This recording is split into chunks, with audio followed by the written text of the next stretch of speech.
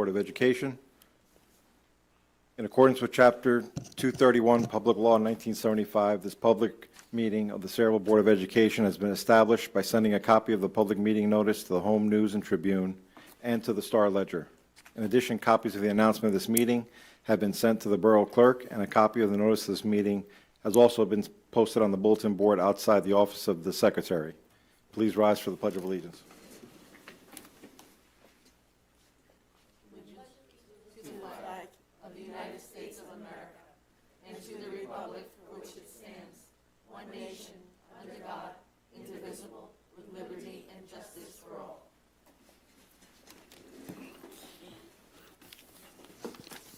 We have a roll call, Mr. Machado. Mrs. Bloom is absent. Mr. Callahan? Here. Mrs. Chutkowski? Here. Mrs. Hernandez? Here. Mrs. Maldonado? Here. Mrs. Napolitano? Here. Mrs. Pabon? Here. Mr. Smith? Absent. Mr. Fernandez? Here. He'll be. Mr. Smith is here? Yeah, he's outside talking.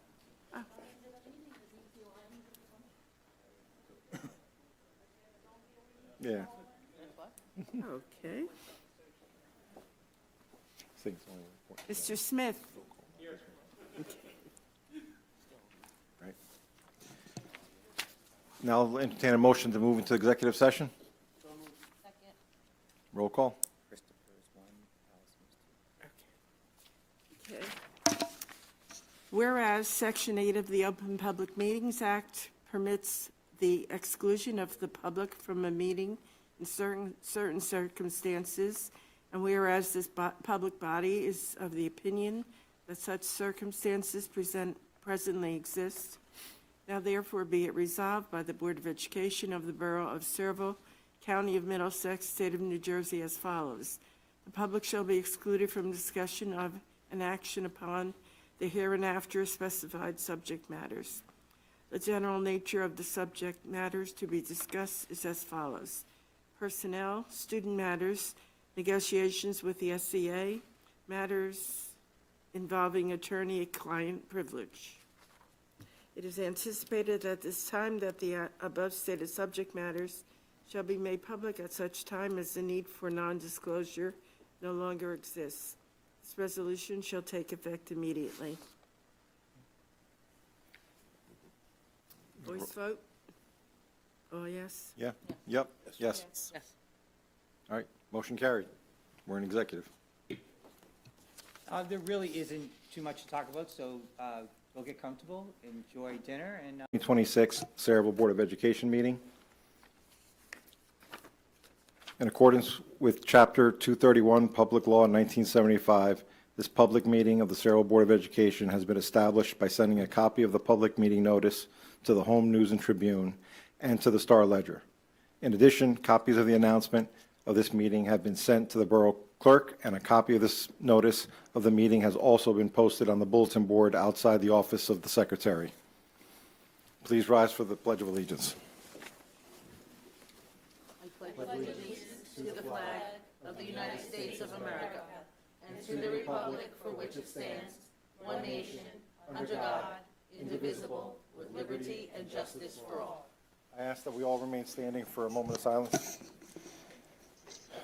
I'd like to take this moment of silence in memory of a former Board of Education member of Sayreville, Frederick P. Fingerlin, who passed away January 19, 2026, at the age of 86. Fred was a proud veteran of the United States Army, a dedicated public servant, and a man who truly loved being part of a community. He served Sayreville not only as a member of this Board of Education, but also as a president of his neighborhood civic association and as an active member of the Knights of Columbus and JCs. Service was not just something he did, it was something he lived. He loved Sayreville deeply. He believed in this town, in its people, and especially in its schools. His children, Robert, Michael, Cynthia, and Richie, proudly graduated from Sayreville school systems, and he often spoke with great pride about their experiences here, supporting our schools and ensuring strong opportunities for local families meant a great deal to him. Fred leaves behind his loving children, 15 grandchildren, 6 great-grandchildren, extended family, and countless friends whose lives he touched. His legacy of humor, generosity, and devotion to family and community will continue to live on in Sayreville. I would also like to honor the memory of John T. Forestano, a dedicated custodian in our school system for over 37 years.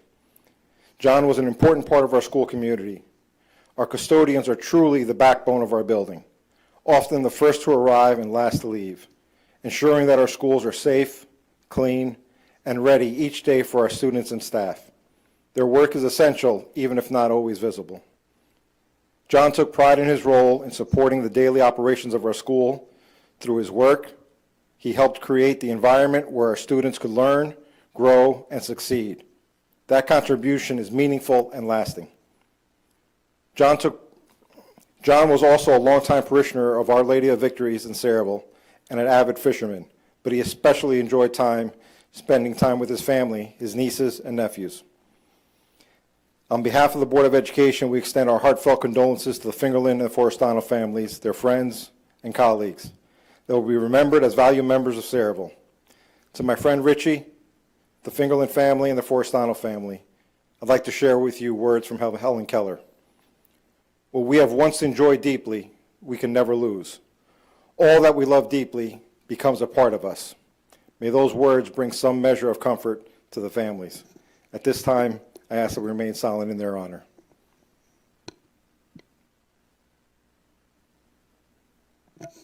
Thank you.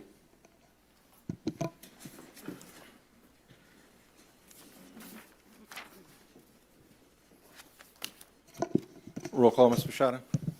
Okay, Mrs. Bloom is absent. Mr. Callahan? Here. Mrs. Chakowski? Here. Mrs. Hernandez? Here. Mrs. Maldonado? Here. Mrs. Napolitano? Here. Mrs. Pabon? Here. Mr. Smith? Here. Mr. Fernandez? Here. Any correspondence of note?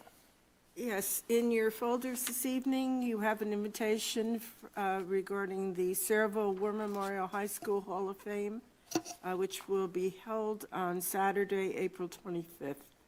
That's in your folder. And can you summarize the executive session? Board met in executive session to discuss personnel matters, student matters, negotiation with the SCA, and matters regarding attorney-client privilege. Now I'll entertain a motion to approve the minutes of both the regular and executive session of February 3rd, 2026. So moved. Second. Sorry. Roll call.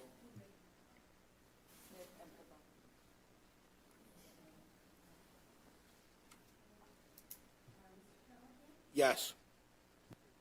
Yes. Yes. Yes. Yes. Yes. Yes. Yes. Now for the best part of the evening, our student council representatives. Good evening, Board of Education members and administrators. My name is Morgan Kuntz, SWMHS Student Council Board of Education representative. I would like to begin with clubs and activities. Students from advanced placement art history classes visited the Cathedral of St. John the Divine in New York City on Saturday for a tour. Led by a guide, students had access to a narrow spiral staircase that brought them up to each level of the church. Lessons on the history of the cathedral, including architectural elements, were discussed at each stop. Mrs. Sokola, Director of School Counseling Services, the curriculum supervisors, and high school administrators discussed with 8th grade parents the different systems and processes of the high school, including the scheduling process, course offerings, graduation requirements, programs, academies, and more. Later in the week, the high school counselors visited all 8th grade social studies classes at the middle school to share the same information with the students. Senior Kate Burns in Mr. Taylor's filmmaking class shared her short documentary film about the Bombers Beyond Cafe, and it was selected to be screened at the upcoming Garden State Film Festival. The Media Center hosted a specialized online safety event designed for high school students and their families to learn more about being safe and responsible on the internet. Sponsored by ConnectSafely.org, The evening focused on bridging the gap between digital convenience and personal security. Congratulations to Mrs. Vanderhoof and Mr. Sakari for earning January and February Teachers of the Month. Moving on to sports. The wrestling team beat Montgomery High School to earn their 12th victory of the season. The girls' basketball team improved their season record to 18-5 with victories over Perth Amboy and Rahway High Schools. The boys' basketball team defeated Perth Amboy and Homedale High Schools to improve their record to 15-10. Congratulations to track and field athletes Dion Osei, Angelia Lepre, MacLord Menia, and Will Norris Jimenez for medaling last week at the Armory Varsity Classic in New York City. Dion won gold in the 55-meter hurdles, Angelia won silver in the 3,200-meter. MacLord took 5th place in the 55-meter hurdles, and Will Norris won silver in the triple jump and took 5th in the long jump. Congratulations to girls soccer player Emma Halmo, who competed in the ECNL Continental Selection All-Star Game in Sanford, Florida last month. It was a West versus East game, and the West, which was Emma's team, won 3-1. Congratulations to student athlete Karina Cardoso, who was recently selected and honored as the Sayreville recipient of the New Jersey State Interscholastic Athletic Association Outstanding Female High School Student Athlete of the Year during the recent NJSIAA and Rutgers University 2026 National Girls and Women in Sports Day. Thank you for your time and support.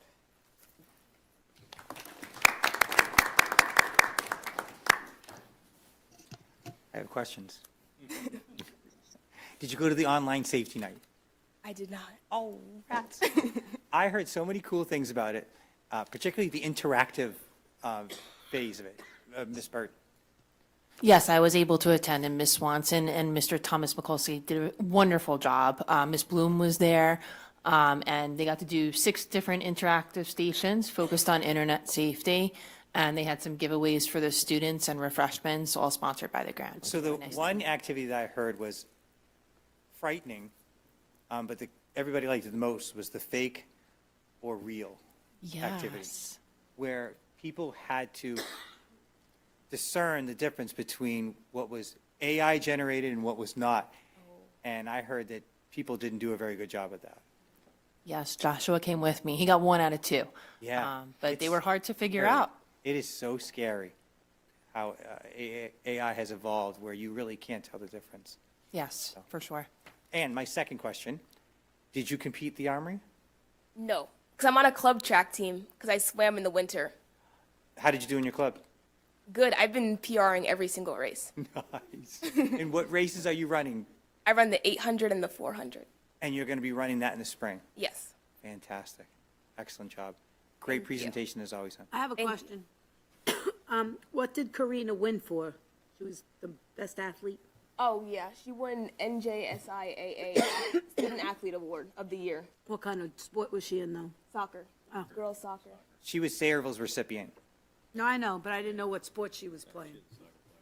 She's really good. Thank you. Thank you, Morgan. Great job as Thank always. you. Great job. Now, Ms. Callahan. Good evening, Board of Education members and administrators. My name is Samantha Callahan, Sayreville Middle School Student Council Board of Education representative. Going into the 6th month of the 2025 to 2026 school year, we have many events going on throughout Sayreville Middle School. The PTO will be hosting a family fun night on Friday, February 27th. Please join us for pizza and prizes. The Student Council sold carnations during lunch to support the NJASC State Charity Crisis Response Canines. All carnations were delivered on Friday, February 13th. The Community Service Club and Student Council members attended the Pathway to Leadership Conference in February in Long Branch. They collaborated with other middle school students. Students are decorating coffee sleeves for Random Act of Kindness Week in February, which will be given to the Bombers Beyond Cafe and Kindness Week pencil grants.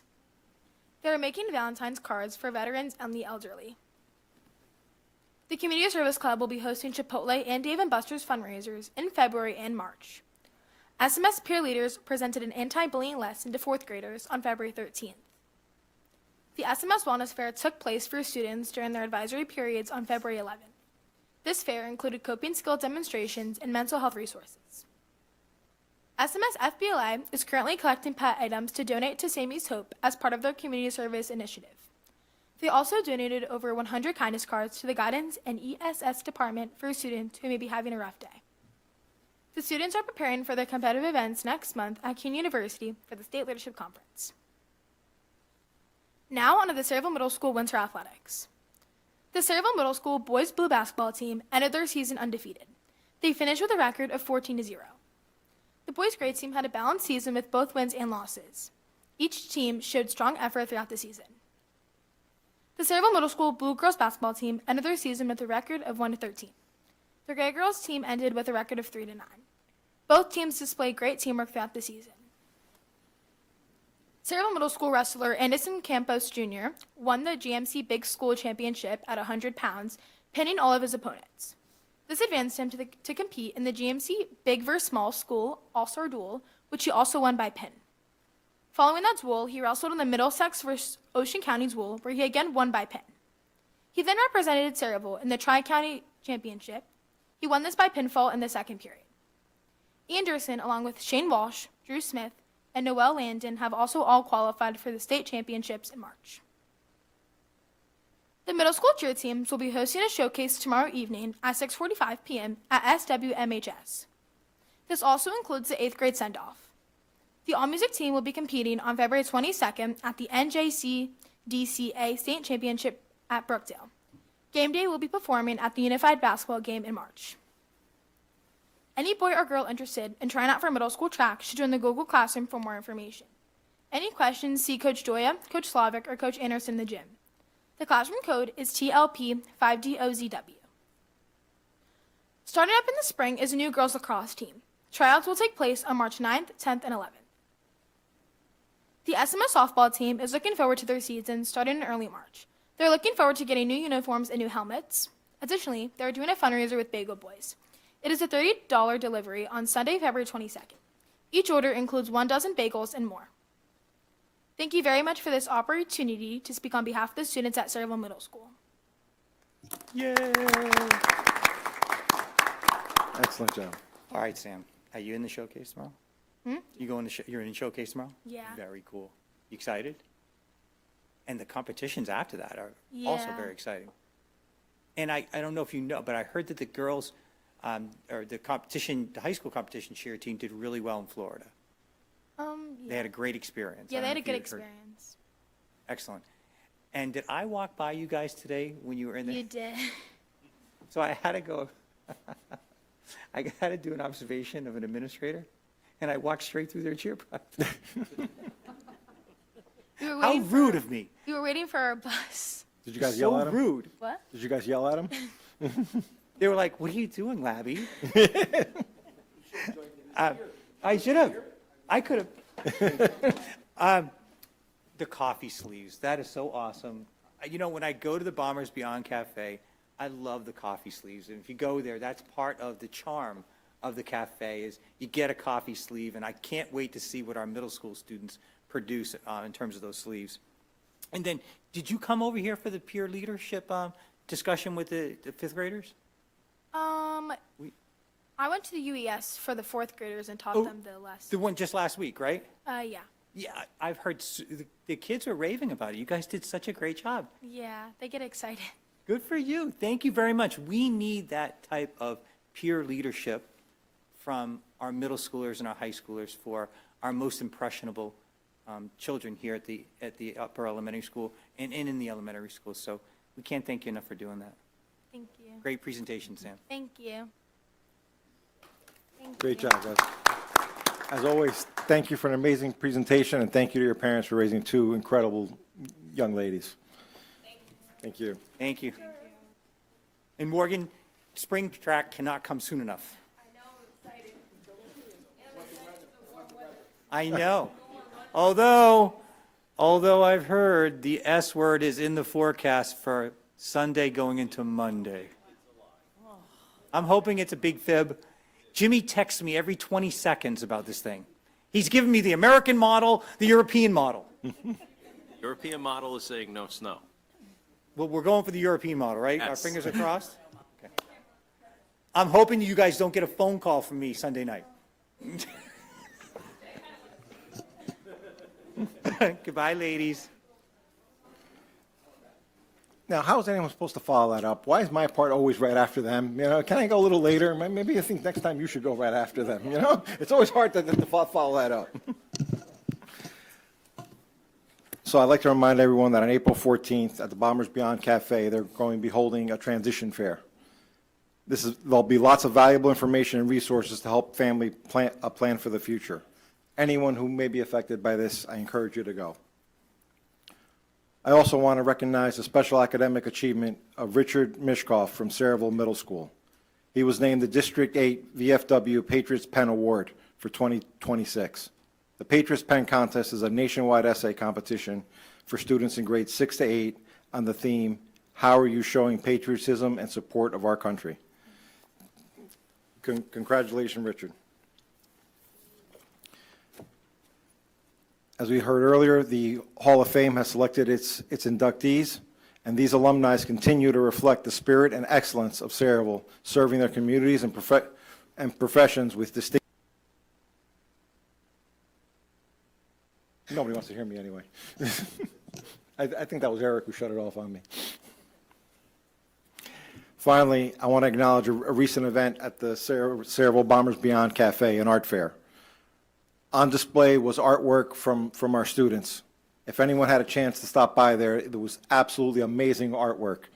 And I want to thank all the teachers and parents who helped foster this talent in our students. And I also want to thank all the staff, the security, and the brew crew at Bombers for making events like this happen and for making the Bombers Cafe such a hub of our community. And if anyone hasn't had a chance to see that artwork, go on Facebook and see it. We have some really, really amazing students. Is it still on display in the apparel shop and hub? My, No, oh, okay. yeah, I don't- Because I know last week it was still on display in the, I had a chance to walk through. oh, you walked it, it was, You know, obviously no one was there, but it was amazing, the artwork that was there in the apparel shop and hub. I got to tell you, it was so amazing that I think even Miss Bloom would be happy. So seriously. And one last thing, I'd like to mention there's a very special anniversary today, the anniversary of the 21st birthday of Miss Bloom. So just want to say happy birthday to her, and I know she's not here with us today, but wishing her all the best on her special day. She comes back. You can't sing it for her without her here. Now, Madam Vice President? All right, so my highlights are a little lengthy today, so bear with me. Morgan did mention some of the ones I had on there, so I'll spare you those, but congratulations to those students. So I'll start with congratulations to the Sayreville War Memorial High School DECA students who were winners at the regional conference earlier this month, and will advance to the New Jersey DECA State Conference in March. Congratulations to the Sayreville War Memorial High School Air Force Junior ROTC program, which recently completed its second successful unit inspection. The program earned an 8-point improvement over last year, while also maintaining a record enrollment of 121 cadets. Congratulations to Sayreville War Memorial High School boys basketball players Sam Jones and Chidi Chukwura, I apologize if I mispronounced your name, for breaking the all-time Sayreville War Memorial High School scoring record. Congratulations as well to the Sayreville Middle School competition cheer team for winning first place and being crowned the grand champions of the East Jersey Elite Battle on the Mat Championship. Congratulations to the Sayreville War Memorial High School boys swim team for winning the Greater Middlesex Conference GMC White Division Championship. And lastly, I would also like to congratulate the following Bombers who recently finalized their college commitments. These student athletes exemplify Sayreville's tradition of excellence through their dedication, discipline, and pride in representing our school and community. Sam Jones for basketball, Drew University. Dimitri Desario, football, Misericordia University. Sean Jackson, football, University of New Haven. Connor McEvitt, football, Eastern University. Julian Perez, football, Rowan University. Sean Lawrence, Lacrosse, Kane University. Karina Cardoso, soccer, William Patterson University. Jada Roque, soccer, Lackawanna College. Gianna Falto and Maya Infante, both softball at Delaware State University. Sophia Matula, softball at St. Elizabeth University. Josie Venor, softball at University of Lynchburg. Sarah Williamson, softball at Brookdale Community College. And Angelia Lepri, cross-country track at Towson University. Congratulations to all these outstanding students on their exciting achievements. The other district highlight I have, well, this is not district highlight, this is more for the board members. Just a couple of reminders, NJSBA events that are upcoming for our continued development. Friday, March 20th, there's a Women's Leadership Conference at the College of New Jersey. If you ladies are interested in signing up for that, it has to be approved by the BA, so you need to go to Arlene for that. Then there's some upcoming governance that are happening online. March 24th, Governance 2. March 24th, also Governance 4. And Thursday, March 26th, Governance 3 for whoever needs the governance requirement. And that's it from me, Mr. President. Thank you. Now we have some presentations, right? We certainly do. We are going to resume publicly presenting and discussing our 2026-2027 budget.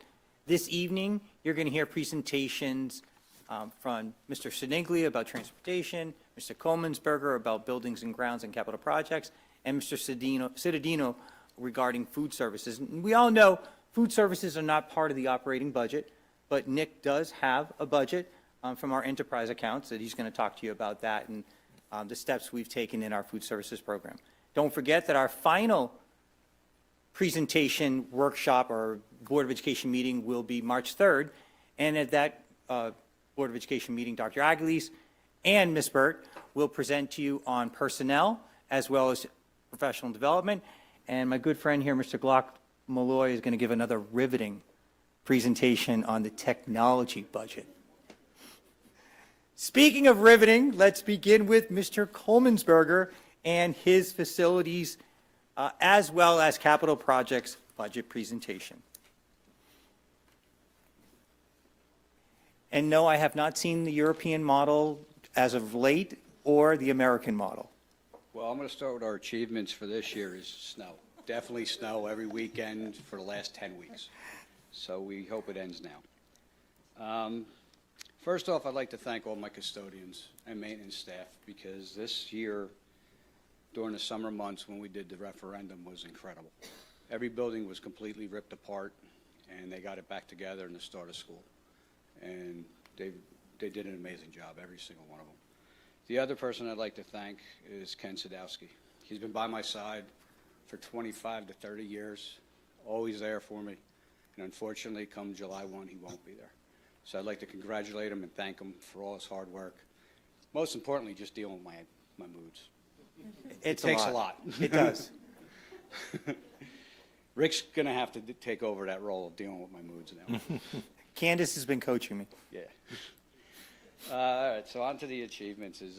We started off this year with Slover classroom floors. We finished out all the floors at Slover, so all the asbestos floors have been removed.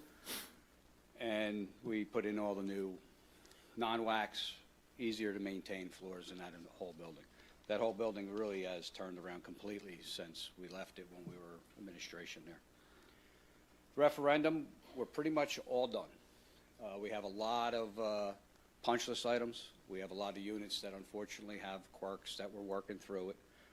The biggest holdup right now with the completion of the referendum is our BMS system, which is our building management system. That is so we can control it to save energy and keep each classroom at a certain temperature. We're finding out that a lot of people do not like 70 degrees in the winter. So talking with Dr. Labby, I raised it to 72. But part of this is we do have to save energy. We really do.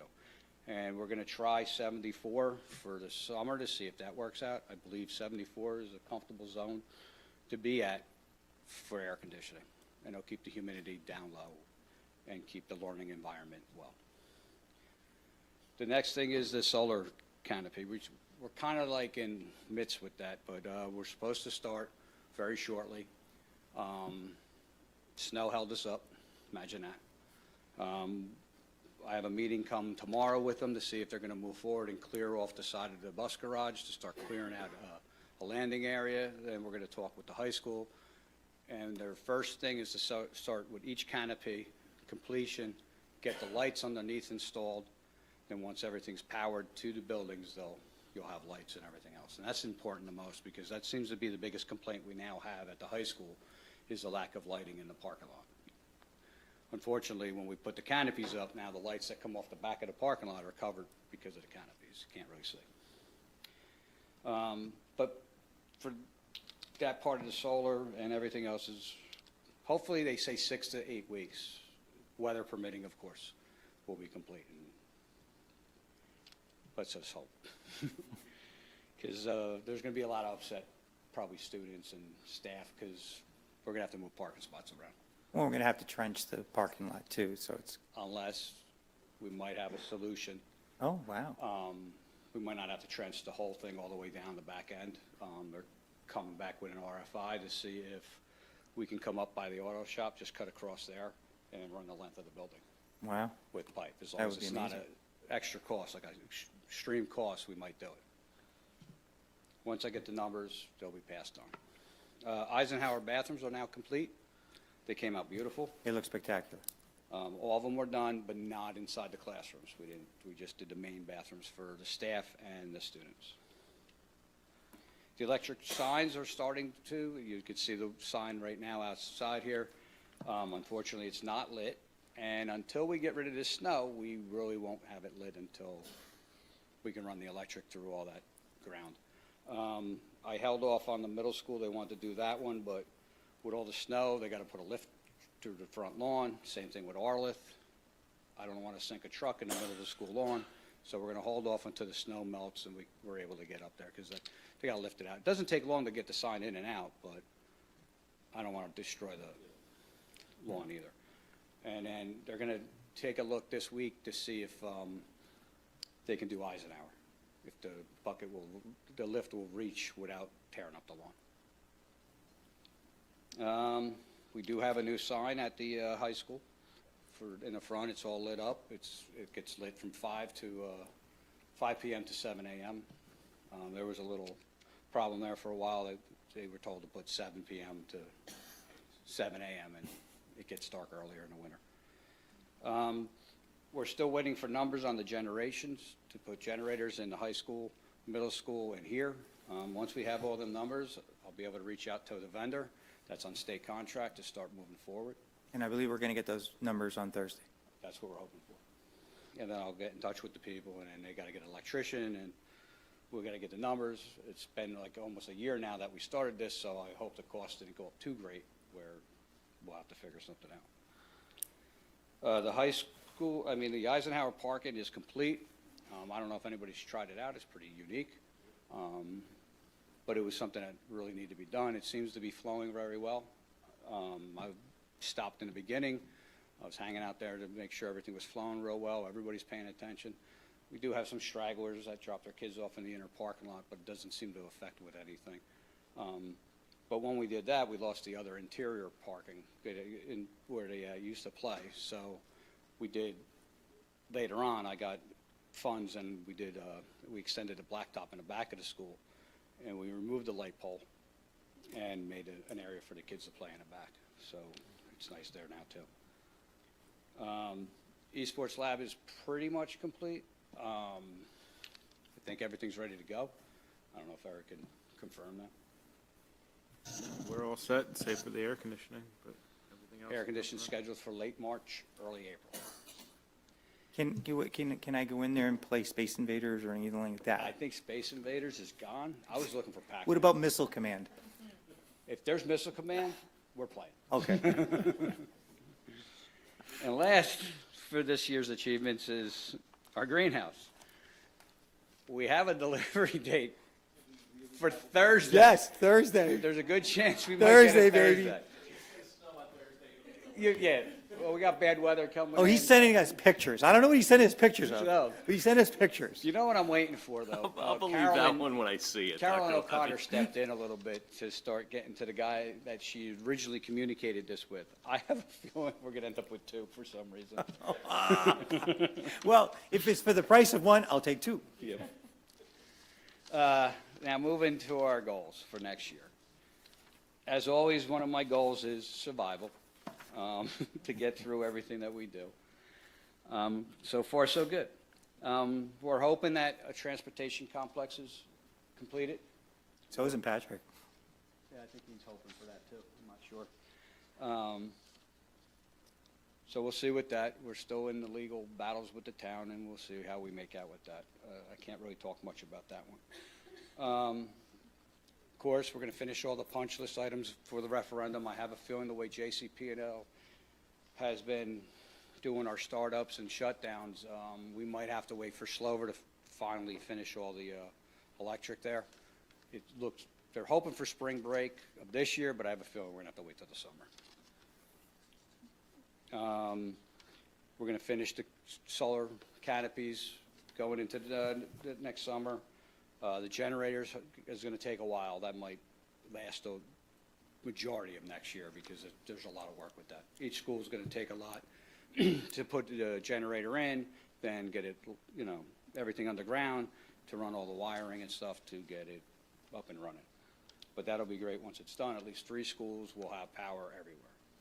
And that's will help a lot with. It seems like we get a lot of power outages anymore. As someone texted me over the weekend, people love telephone poles in this town.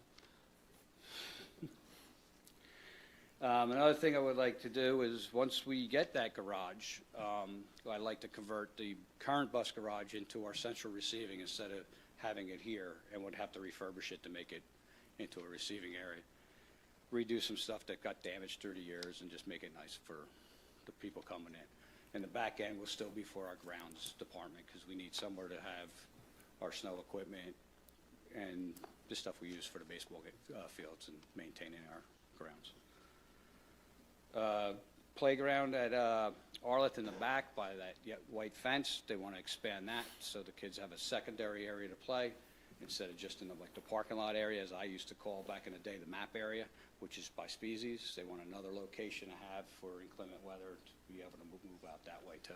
Well, and part of the issue there, and I think Mr. Preston would have talked about it more, is the fact that currently parking for staff is becoming a greater and greater issue over at Arleth. So some staff are forced to park in that playground area. But then when the kids have inclement weather and they can't go out in the back in the grass, you know, they can't also go out in that parking area. So the key would be to expand the blacktop in the back so that the kids can have their recess always out there. They would just stay on the blacktop during inclement weather. And then he can use that area in front of the main office. It's currently being used as a recess area during inclement weather as parking. And plus, during the day, sometimes the garbage gets picked up and they have to stop playgrounds to get the garbage trucks in there. Truman bathrooms I'd like to redo. They need it, just like all the other schools. It's their turn, basically. Playground fence at Wilson School. We now have preschool there, so the kids are tending to run down that big hill. If anybody's ever been there or sleigh ride down, they know what I'm talking about. And with the little kids, they don't want them rolling down that hill. And to keep them out of the the wood area too.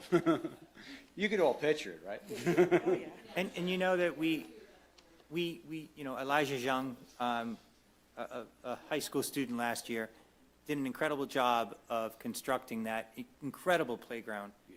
But we do need a fence around it to keep all the kids from actually rolling down the hill if they're playing there. And moreover, to keep them safe from, you know, and also to protect, to lock and protect the equipment once, you know, we close the school. I know if I was a kid, I'd be rolling down that hill. Yeah. Yeah. And then if funding's there and available after we do the bus garage and everything else, we would like to turf the baseball and the softball fields area to get rid of the grass and make it more playable and which would be at extreme cost, of course.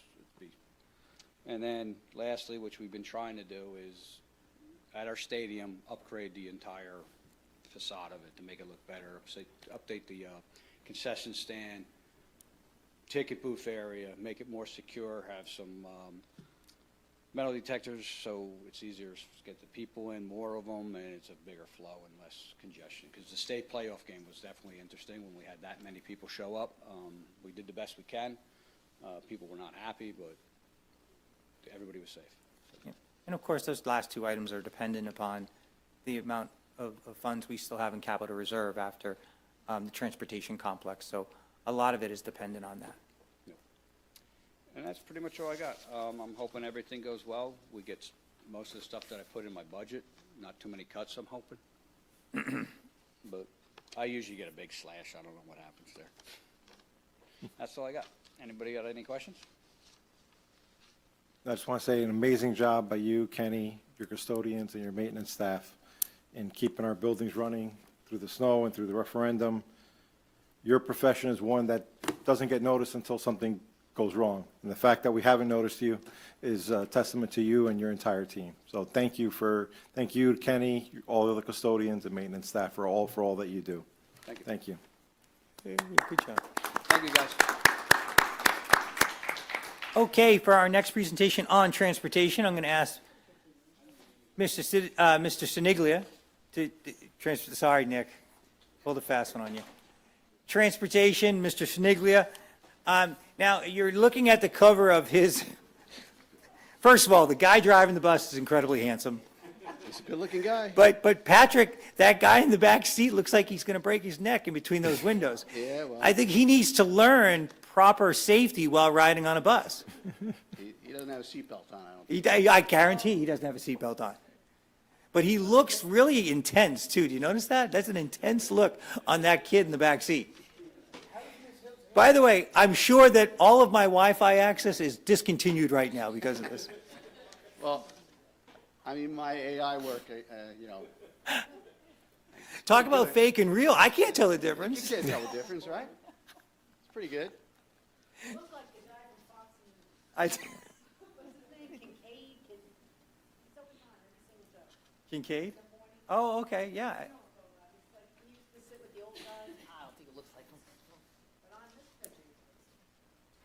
I got two hands on the wheel. That's the most important thing.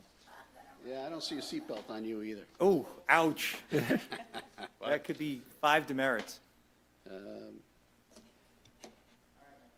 All right, so let's see if I remember. Jaylene said, always push the top button.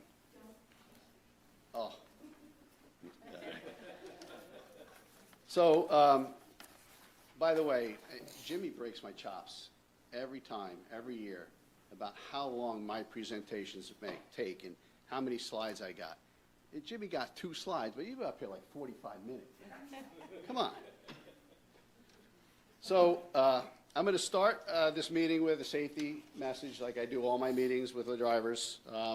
Tonight's message is a public safety message to the board members, all the attendees here tonight, and the millions of viewers that are home watching us on the internet, because not too many people in the showroom here, so I'm sure they're watching online. So I'd like to briefly outline New Jersey's laws requiring motorists to stop for all school buses while displaying their flashing red lights. These laws are designated to protect children as they board and exit the bus. Under New Jersey state law, when a school bus has its red lights flashing and the stop arm extended, drivers from both directions must stop at least 25 feet from the bus. This ensures a safe area for students crossing the roadway. Drivers must remain stopped until all children are safely on or off the bus and the bus has deactivated the lights and pulled the stop arm in.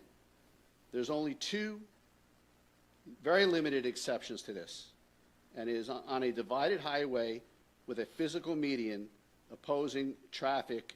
The opposing traffic, it has to be a concrete or a guardrail preventing anybody from crossing over. On the opposite side, they can continue to go, but no faster than 10 miles per hour.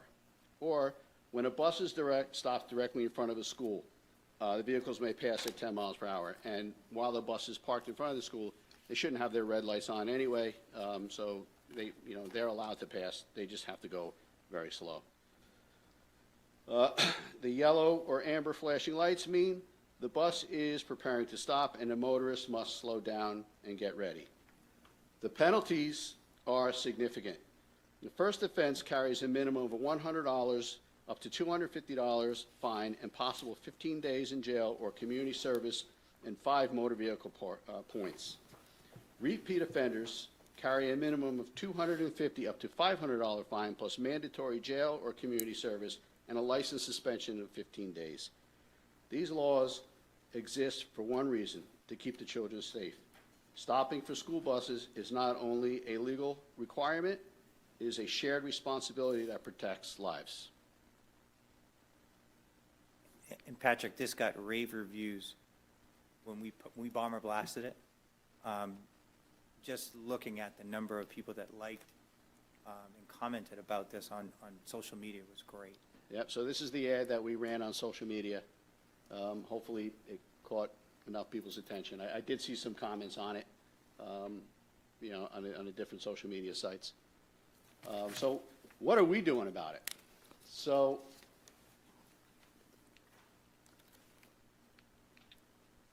I'm not going to push the top button.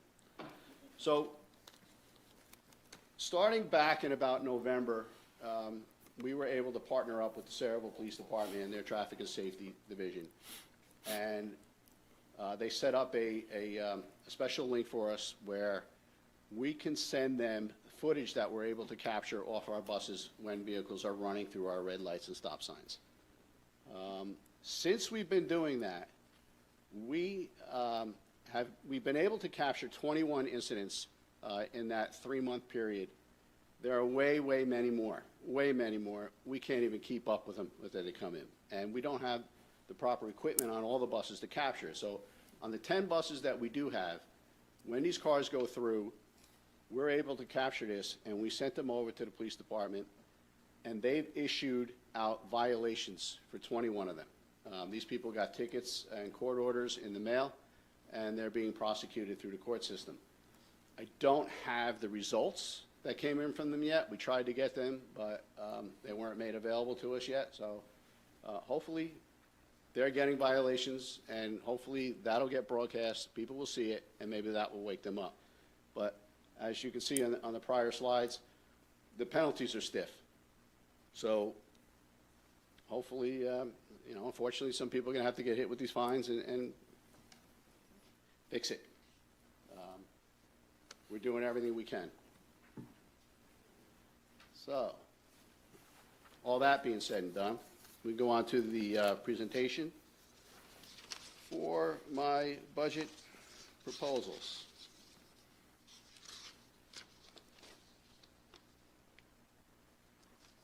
Look at that handsome guy. Is Oh, that we- AI generated 27, too? 27. I actually. And Stephanie looks spectacular. So that is me, and that's my assistant transportation director, Stephanie. The original picture I took had me looking really mean. I had to think, don't make me look so mean. That's what we came up with. So an overview first of last year's requests and what came of them. So last year, we asked for 4 54-passenger buses. Out of those 4, we received 2 into that budget year. We requested 1 mini bus, and we did receive that 1 mini bus. We requested some shop equipment. We received that, and we received enough funds to sustain our existing uniform training programs and all of our software. What we did not, and we asked, was for an additional secretary for my department, and that was cut. I'm going to ask for that again this year, and later on in the deck, I just want to go into a little detail and why I'm asking for that in hopes that that gets put back into the budget if that money is available after we get our state funding. So this year, I am requesting the 2 54-passenger buses. that we did not get last year to give us with an adequate number of spares, so we can continue to service our fleet when they go down. We take the buses off the road to service it. We need to have backup buses to put back on the road, and we'll have extra buses for athletic and field trips. We're asking for 4 replacement minibuses. We lost 5 minibuses after the start of school this year due to undercarriage body rot. And it was very specific to a brand that we had. The way that the buses were designed, on the undercarriage, there was the way that the struts came across, they were hollowed up on the top, so over the years, the salt buildup and grime corroded out all of the struts that were supporting the bus body above the chassis. We went out to several companies to go out and fix them for us. The prices were astonishing, and even at the point where it was just cheaper for us to buy new buses. So we did come up with a guy that was giving us a fix. We were able to get a few of them back on the road. Actually, we got one actually passed inspection to get back on the road so far. The other ones are going through a cycle now. We're going to try and get them on, but they're not a long-term fix. Again, you know, the inspectors are going to come in and they're going to pick on it and they're going to put them out of service again. So I asked for 4 replacements. In the budget, we do have 3 of them approved. So, I mean, that's better than nothing. But if there is money for it, when we come back around, we could use that extra one. And then I have a replacement wheelchair bus in the request, and that has been approved. I have in there the video systems for these new buses. I put in for an added service truck. We have the one service truck that we got about 2 years ago now, and it's great. It's doing a great job. It supports an old van that we have. That van was recycled from the grounds department before we even had a regular service truck. That's on its last leg, and it's very difficult for us, especially when our buses are so spread out, when we have an issue at a school, whether it be a hard start or an issue with doors not opening or whatever it is that requires any service, that we need to get a truck over there. And the same thing may happen in another school or one of the other lots or one of the other schools. We have no way to get and service both of them at the same time. So 2 would give us a significant amount of help to, you know, keep the buses moving and stop delays and have our guys out there getting to work them. So that's why that request was put in there. I have in the request for an added secretary. I'm going to go into that in more detail and justify that. You know, this is probably the 3rd year that I'm asking for it. So I just want to put a little color behind it as to why I'm asking for that, and maybe something can happen there. And I put in the budget for AI cameras. That's been removed as well, but I'll just go into detail about it. Just so to refresh memory, I did present them about 2 years ago, and we just put it out there. It's an option for us if we want to go down that route. I have a couple of slides as we get into this and what they're about.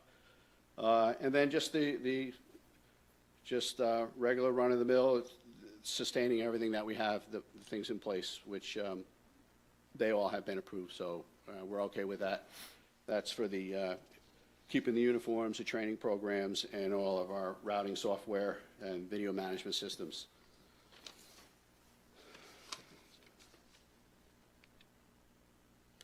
So how we did last year, plan versus actual. We had 74 buses in our fleet, 56 and 18 minis. That's how we started out. We're down to 13 minis right now. We are leasing one from another bus company down in South Jersey to help pick up the slack because of those that went out. We have that under contract until the end of the school year, and hopefully we won't need that anymore. We'll get those new buses in and be able to give that back and save that money, because that's an extreme cost as well. We plan to run 67 in-house routes, and,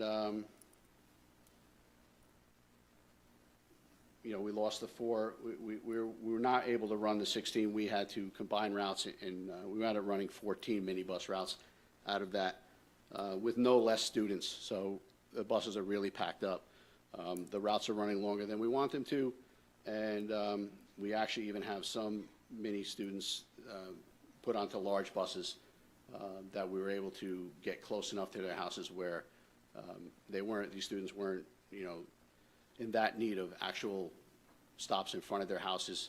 So if there were communities where we were able to get the bus close enough to their house, we spoke with the parents, we spoke with the special services team, and we identified who it was that we would be able to put on the larger buses, and that's what we did. We had them on the larger buses, and we have a bus aid on with them. So that's been working out for us, but it's tough.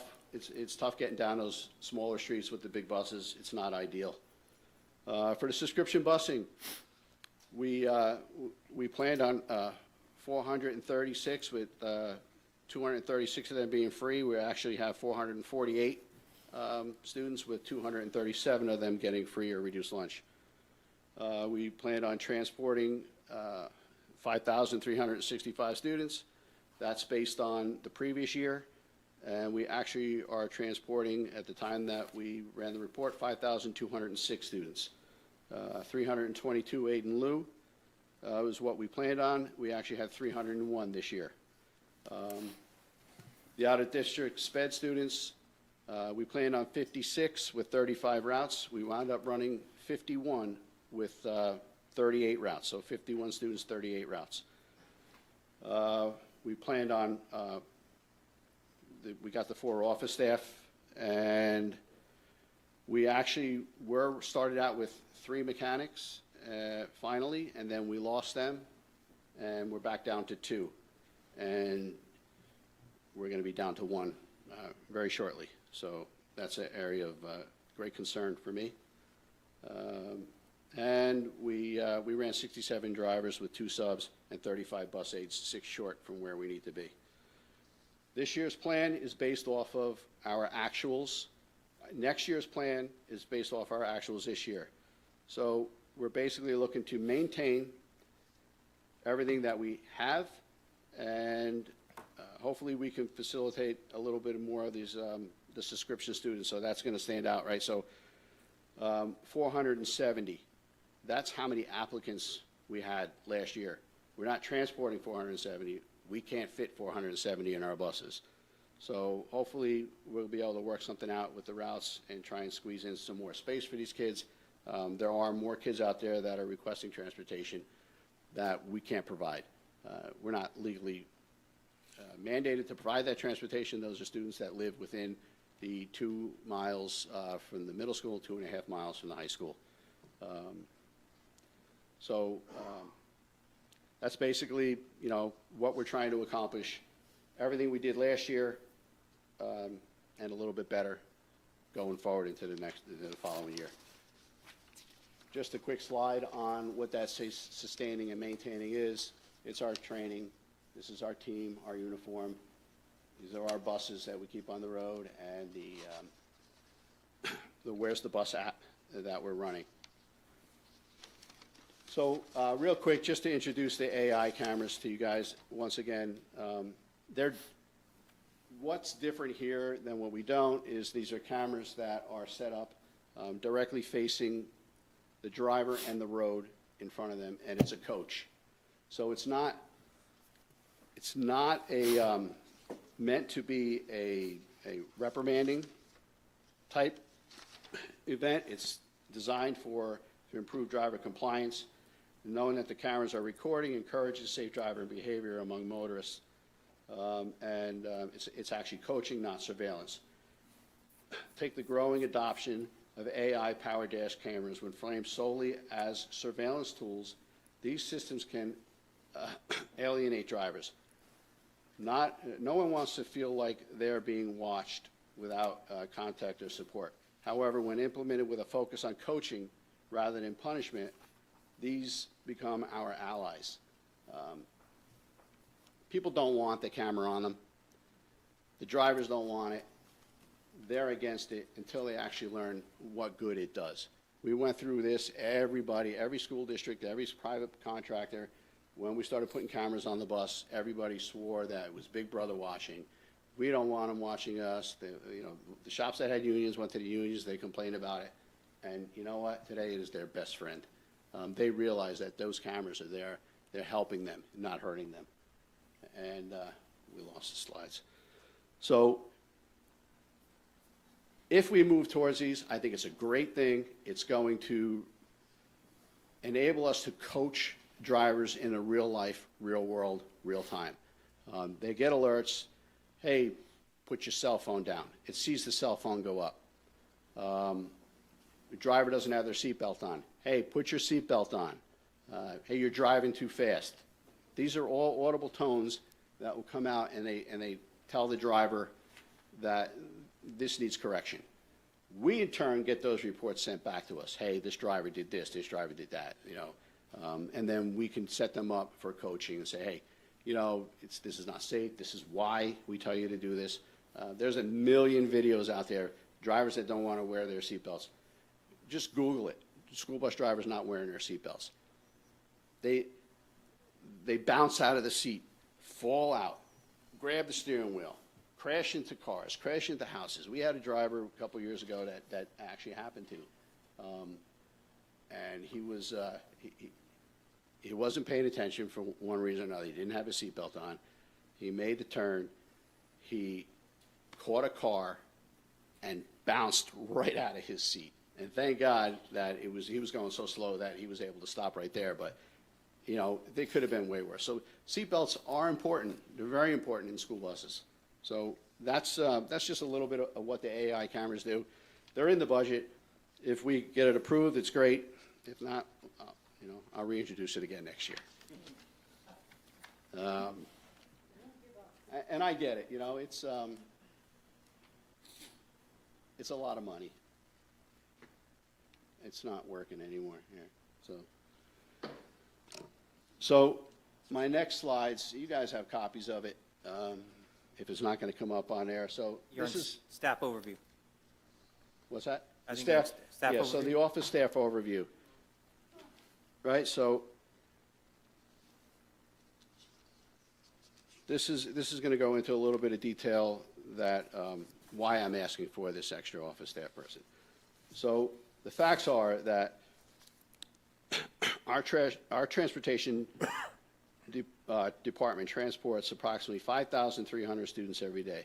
We oversee 112 employees, 74 school buses, and more than 15 additional maintenance and facility vehicles.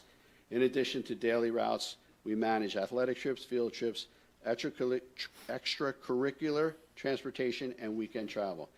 Our operation days begin at 6 a.m., and they regularly extend beyond 5 p.m., with after-hours and weekend coverage required when buses are on the road. We have two secretaries. Our two secretary function is dual roles, administrative coordinators and dispatchers. They're not really secretaries. They're titled as secretaries. Amongst, I guess, a lot of, not a lot of things, but other parts of our contract is geared primarily towards education, teachers, kind of vague on the transportation side of it, and maintenance. So they are labeled as secretaries, but they're really way more than a secretary and dispatchers. They handle real-time driver communication, route changes, payroll verifications, parent concerns, field trip scheduling, fleet documentation, regulatory reporting tied to New Jersey Department of Education. The aid and lose is a big, big job for us in that department. And the New Jersey Department of Transportation. This is a live logistics and compliance-driven operation. The reality is, in our office, we have myself, an assistant director, and 2 administrative dispatch staffs. And we must cover an 11-hour plus day, plus weekends and after-hour responsibilities. And there's very little built in for redundancy. When one person is out, the workload immediately concentrates. During peak routing times, dispatch demands alone and requires full attention, while payroll verification, documentation, and parent communication continues simultaneously. This creates operational strain and risk, dispatch overload, payroll inaccuracies, delayed parent responses, documentation backlog, reduction in segregation of duties, and increased audit exposure.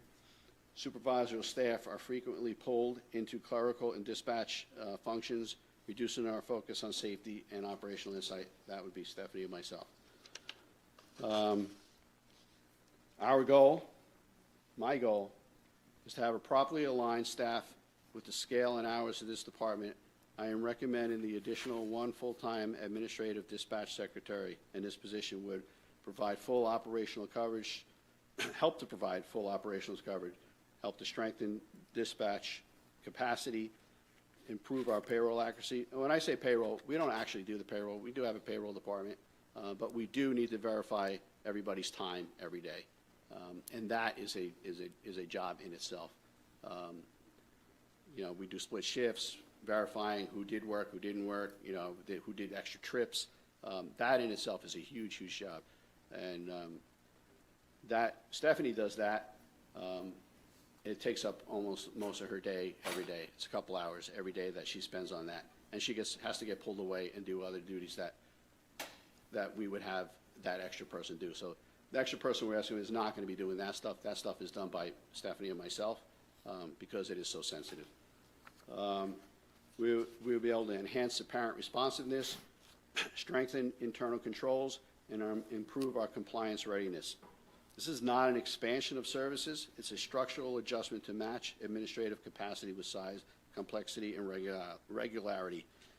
Obligations of a 5,300 student transportation system. This adjusts the support staff, compliance, and operational stability. Part of when I mentioned here about compliance is also geared towards what happens in our maintenance facility for maintaining the buses. Everything that we do on a bus has to be documented, and it has to be stored and ready for an audit. We don't want to be on the wrong side of those audits, and we don't want to be on the wrong side of non-compliance with that, because then that creates a safety hazard. So that is something that we've never had, and that's part of the operation that didn't grow with us. Barry, who is our lead tech, he handles all that while he's turning wrenches, and it's just him and another guy right now. So this role would also take a large burden off of Barry as well. You guys should have put the 3-minute timer on me. So my 26, 27. Or the 30-minute timer. Yeah, I know. I try to get it short, but. So the 26, 27 goals is to sustain and improving our safety culture, maintaining 100% in-district routes in our in-house, continue driver safety through training and monitoring, eliminate, reduce red light violators, and to complete our mechanic staff and implement a continuous education, training, and advancement program. The challenges don't change every year. They're always the same. There is a time is our biggest challenge out of everything overall. And the biggest one is with the, between the middle school and the elementary tiers. It's still very tight. We're getting by. I haven't had that many complaints this year, but I think people have come almost to accept it. But it's just a very short time period with the increasing amount of people moving into town, the traffic and everything. It's just not enough time to complete routes to get there on time every day. Lack of space to maintain our staff and service fleet, transportation complex, and occasionally not having enough bus to cover routes. That's where our spares come in, and our maintenance facility, and keeping up with our day-to-day data entries for fleet maintenance records, route changes, entries, payroll verifications, et cetera, et cetera. That's what the extra staff person would be for. And that's the slide we've all been waiting for. The end. How long was it? You don't want to know. Questions?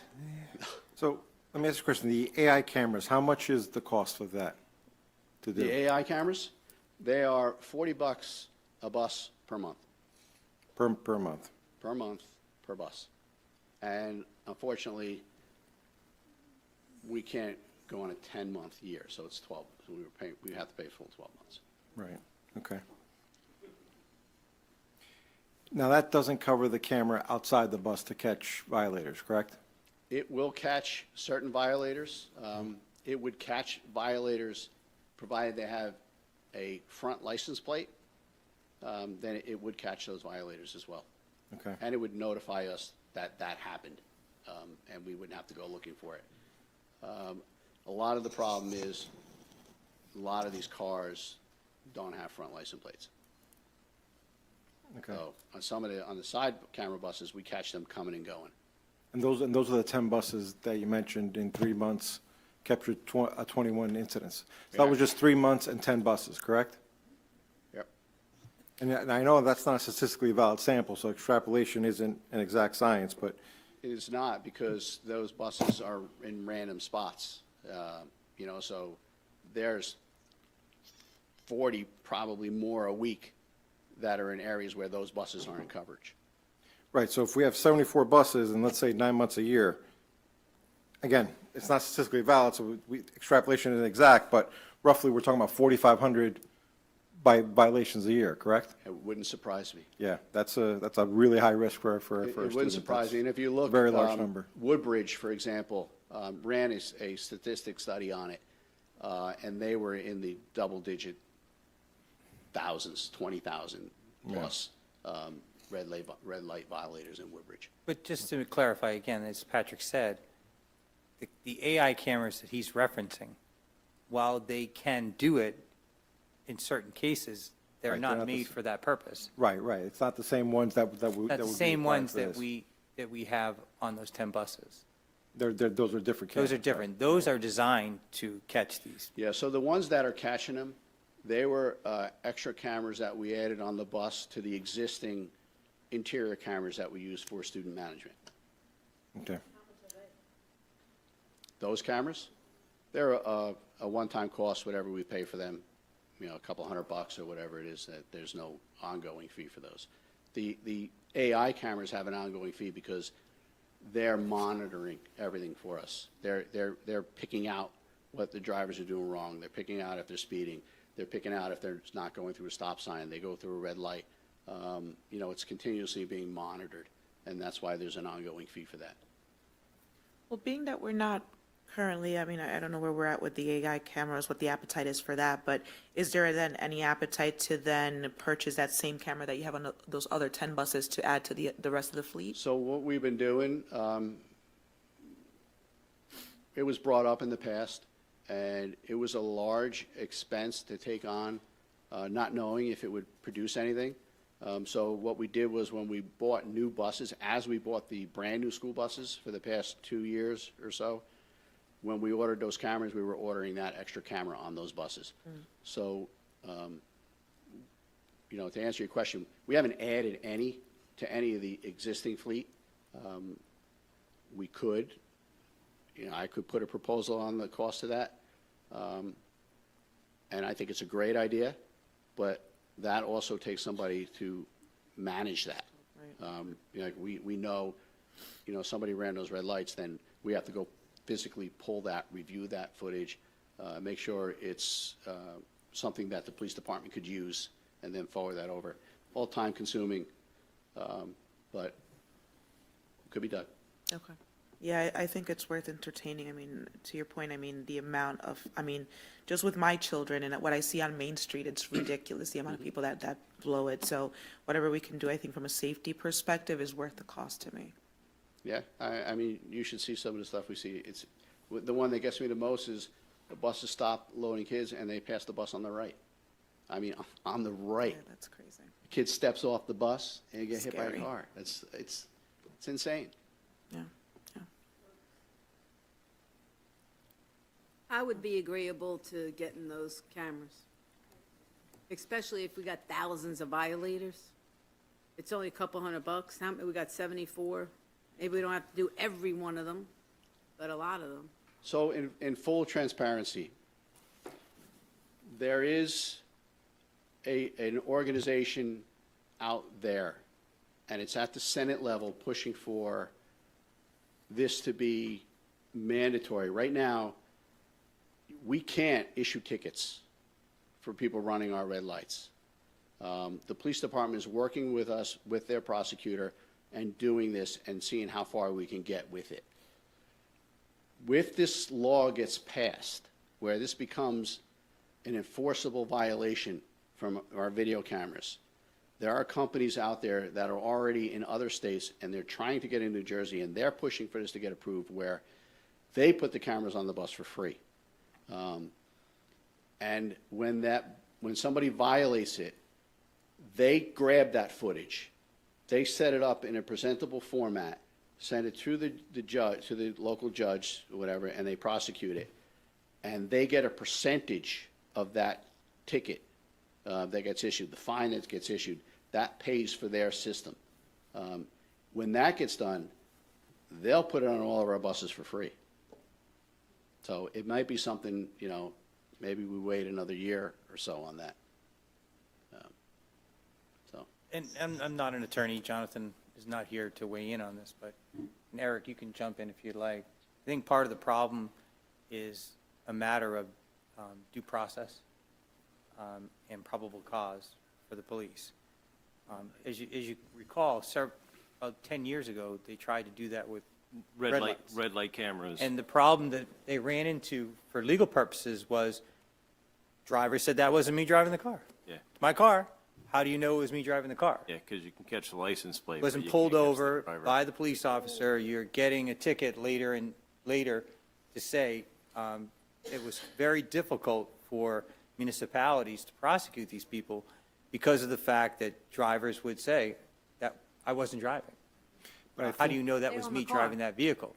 Well, just because you own the car, I got a ticket from Sayreville. They don't have any proof that I parked that car. well, that's a different Because I part. Parking, did it. but I That's got- personal. That's different. That's different. It's different. Or just, Saying, but it's not that's a the way move- it should go.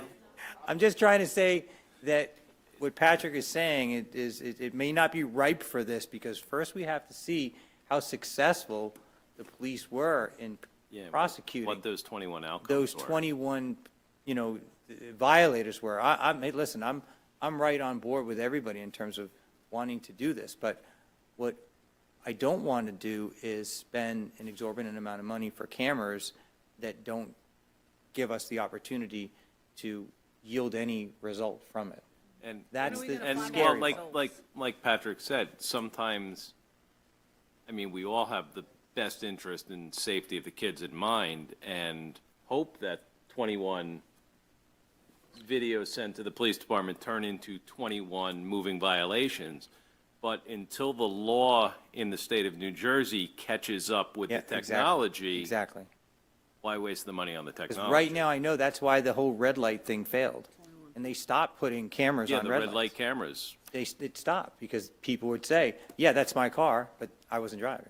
But in New Jersey, I No, it was believe both that red light cameras and speeding cameras that they had to take down in New Jersey. Right, because that's what, Or- when people would go to court, yeah. they go, yeah, it's my car, but I wasn't driving. Exactly. I'm pretty sure that in New Jersey, it wasn't the courts that shot it down. It was the legislature got too many complaints and they turned it down. New York still uses the cameras.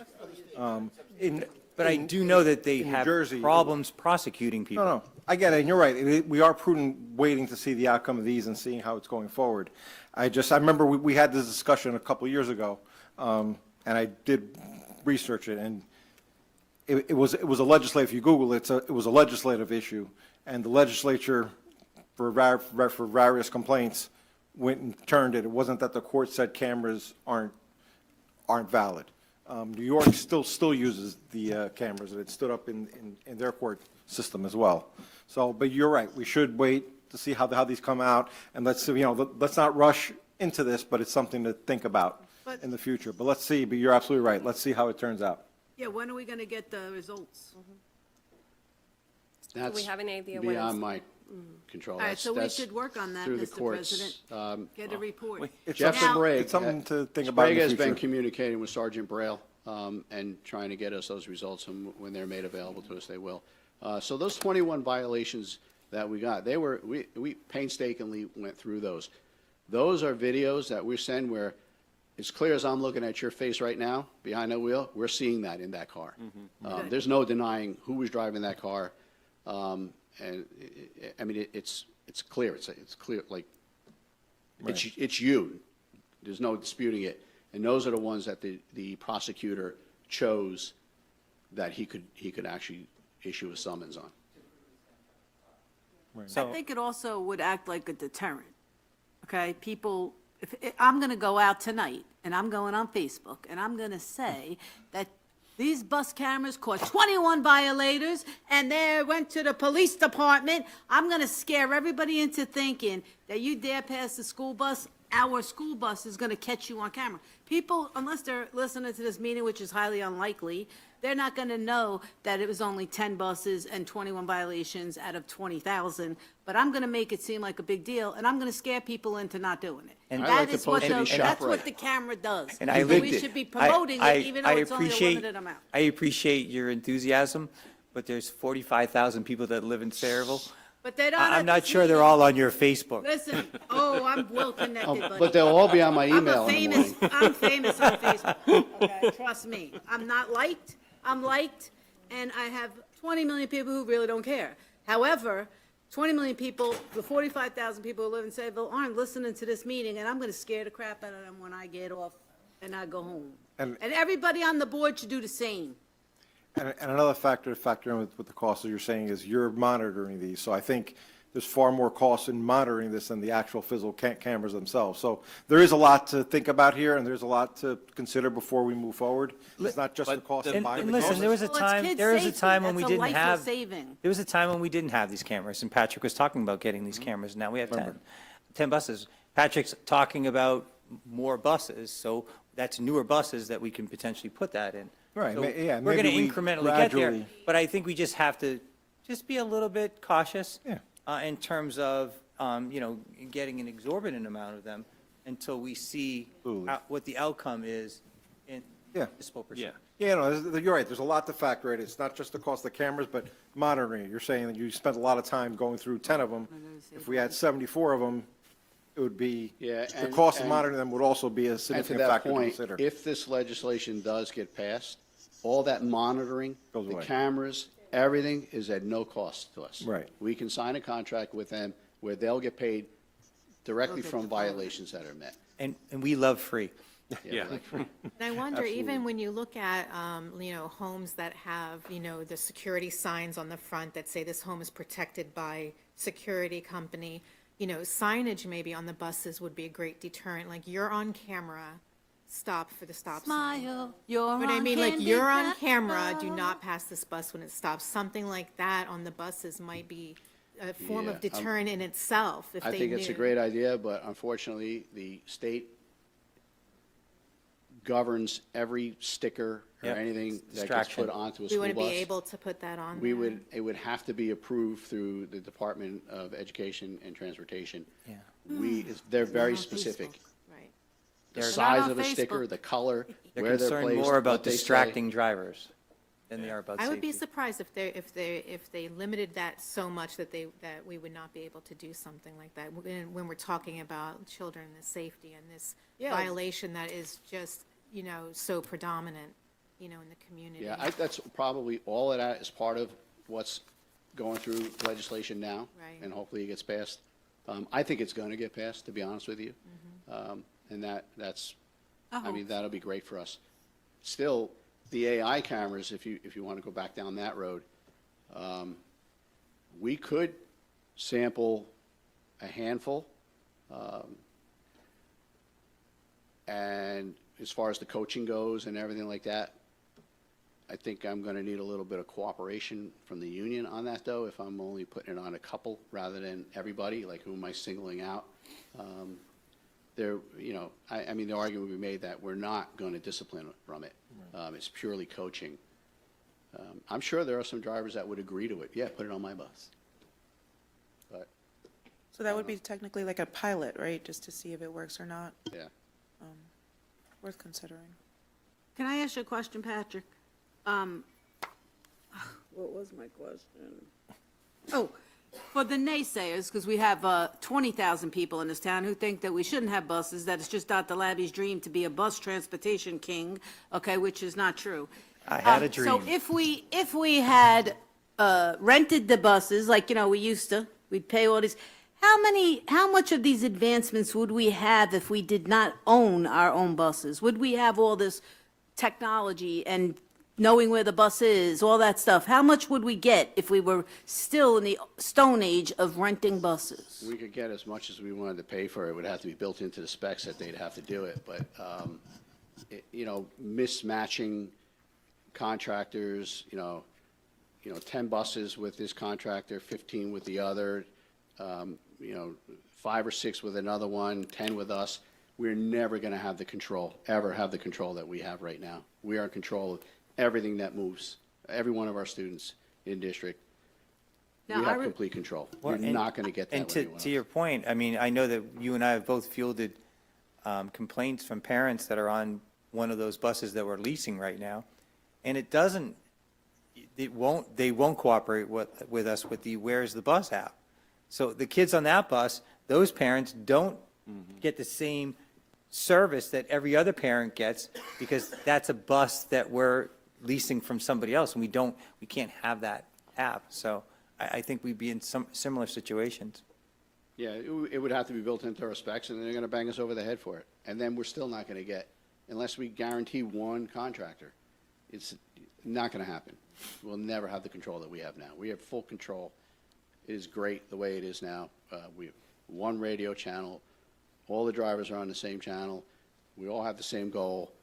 This is all we're doing. We're not hurrying up here, run over to Old Bridge, pick up 2 kids over there, get them to school and come back here, drop off the kids and say, on the way to East Brunswick. We're not doing that. I remember when you first joined us and when you came up and Dr. Labby spoke so highly of you, oh, how you gonna help us and do all this stuff. And I said, wow, I hope this guy don't quit after I met, spoke with you. So from the first day that you joined till now, do you feel that our kids are in much better, safe situations going on that school bus? 100%. Well, thank you for all your hard We're work. always looking to make it better, too, so Well, thank you, and thank you for staying. thanks for having me. Any more questions? He's been an hour. Next. Ding, ding, ding. All right, great job, Patrick, seriously. Very informative. Nick, you're up. All right, Nick, going to be a hard act to follow. What was that, Dr. Labby? This one's a very brief one, you said? Yeah. Well, Nick has pictures. He doesn't have a lot of content All on right. his slides. And as I said before, just to, again, make sure everybody understands that Nick's budget is separate from the school district budget. He operates on his enterprise account budget, free of the operational budget. Go ahead, Nick. There we go. All right, now we get to talk about mango meatballs and stainless steel kitchen appliances. So we're getting better here. We're getting slowly. All righty. We will also be talking about the current reimbursement breakdown, meal totals for the first 3 months of the school year, a few new menu items that just might be selling a little quicker than crumb cake on Main Street, as well as some fun, new and exciting updates at the middle school.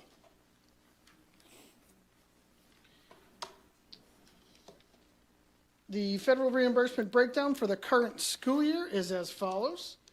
Free lunches, we're getting reimbursed at $4.60.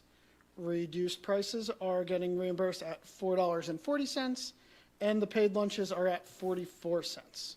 Free breakfast are reimbursed at $2.94. The reduced rate is $2.64, and the paid breakfast are at 40 cents.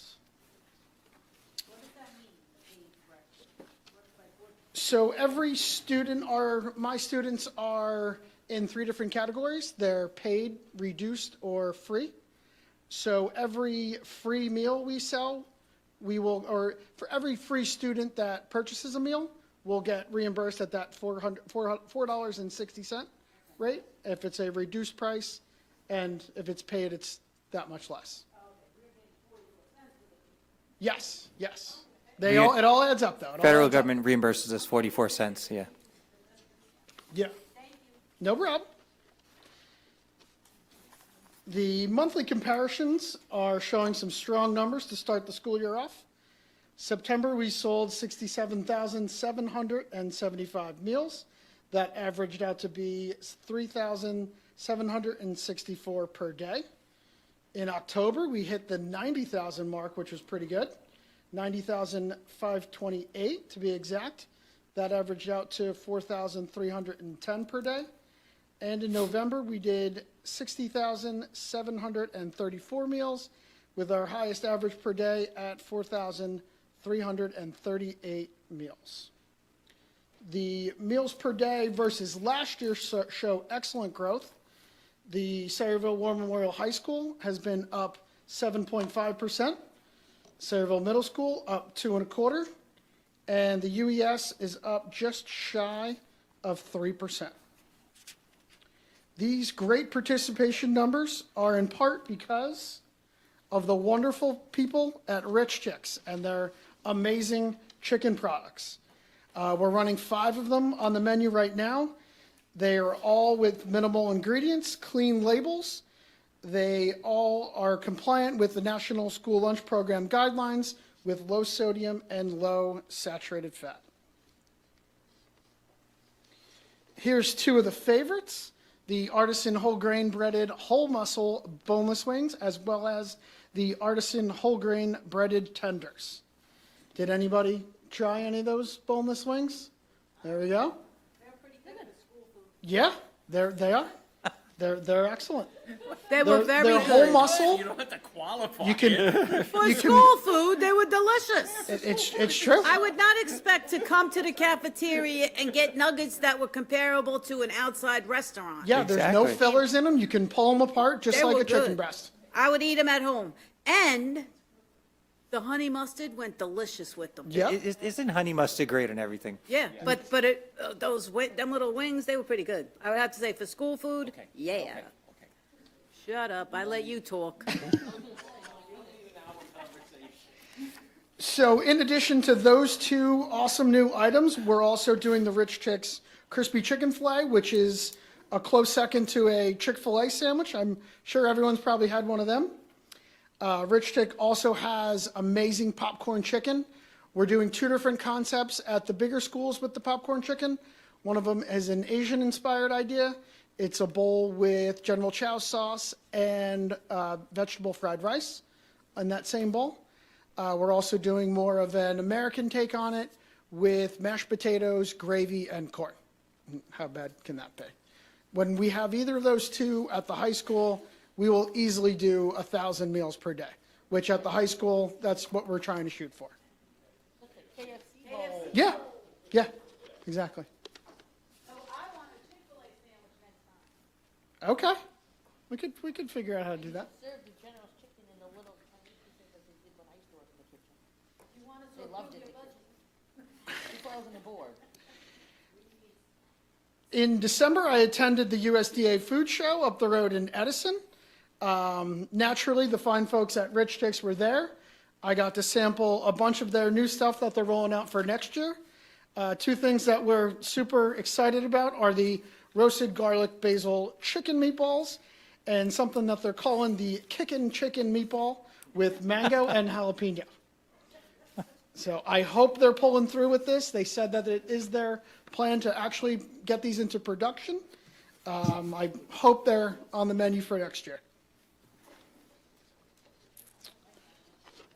Moving right along, we are currently halfway through the great middle school transformation. When I started here a short 4 years ago, the middle school kitchen needed some love, and we are finally showing some love to the middle school kitchen. So my good friend, Mr. Coleman'sberger, helped me out removing the old serving line that was in there.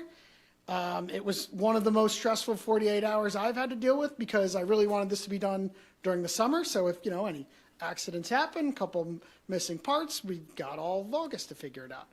But it ended up being a little bit late, and I think we had school on Monday, we had an off day on Tuesday, and we got rid of the old serving line Tuesday after school, and I came in on the off day and met the truck, and it actually worked way better than I was expecting. So we got it all in on that holiday in September. So my vision for this was kind of like a sports arena concept. I'm sure everyone's been to a hockey game at a bigger arena, or maybe a baseball field. Lots of choices in a small area. So that's kind of what we had to work with in our small middle school servery area. So I've kind of got some good sequential photos coming up here. So let's go take a walk through that together. It's a mirrored concept that we have here, so both sides are identical. Not too indifferent than the shape that we have the desks in here. The students would come through the middle. So here we're looking at the right side of the serving line. This would be the very middle here. We call this the main bite section as the entree of the day.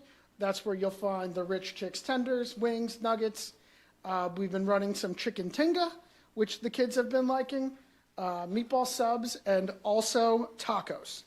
If you haven't found what you're looking for lunch at the first station, all you got to do is move on down the line. The next concept we have here is the pizza station. The fun and exciting pizzas so far this year are the buffalo chicken, the meat lovers pizza, pepperoni pizza, and we're actually even able to utilize this for breakfast. We have a bacon scramble pizza that has been selling really well. I think that's on every other week. So the pizza station is officially open for breakfast. If you still haven't found what you're looking for lunch, more options are definitely on the way. Quick stop at the fresh milk and fresh fruit station. We had this piece of equipment built custom made. It perfectly holds those 3 milk crates that you see in the picture there, and it actually has a cold plate on the bottom to keep that milk cold throughout the whole day. Moving on down the line, this is our open air refrigerator. This is going to be the last stop before you hit the register. You'd probably have seen one of these in an airport or maybe even a 7-Eleven. They have the smaller ones in the middle. Just quick, open air, grab and go, get through the line. On the bottom level, we're able to keep our juices, apple, orange, and fruit punch. One shelf up from that, you can see the grab and go bagel meals. One shelf above that one, it's the garden salads with or without fresh diced chicken. And on the top shelf, you'll find the tuna salad sandwiches, egg salad sandwiches, and a variety ham and cheese, Italian, turkey and cheese sandwiches. Right after that, it's a quick stop at the register. Students will scan their ID, and then they can go down and enjoy lunch.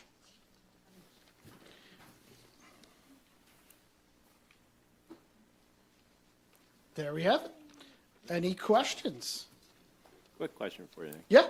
Have we ever explored with, like, we brought in rich chicks, we're bringing in all these outside things.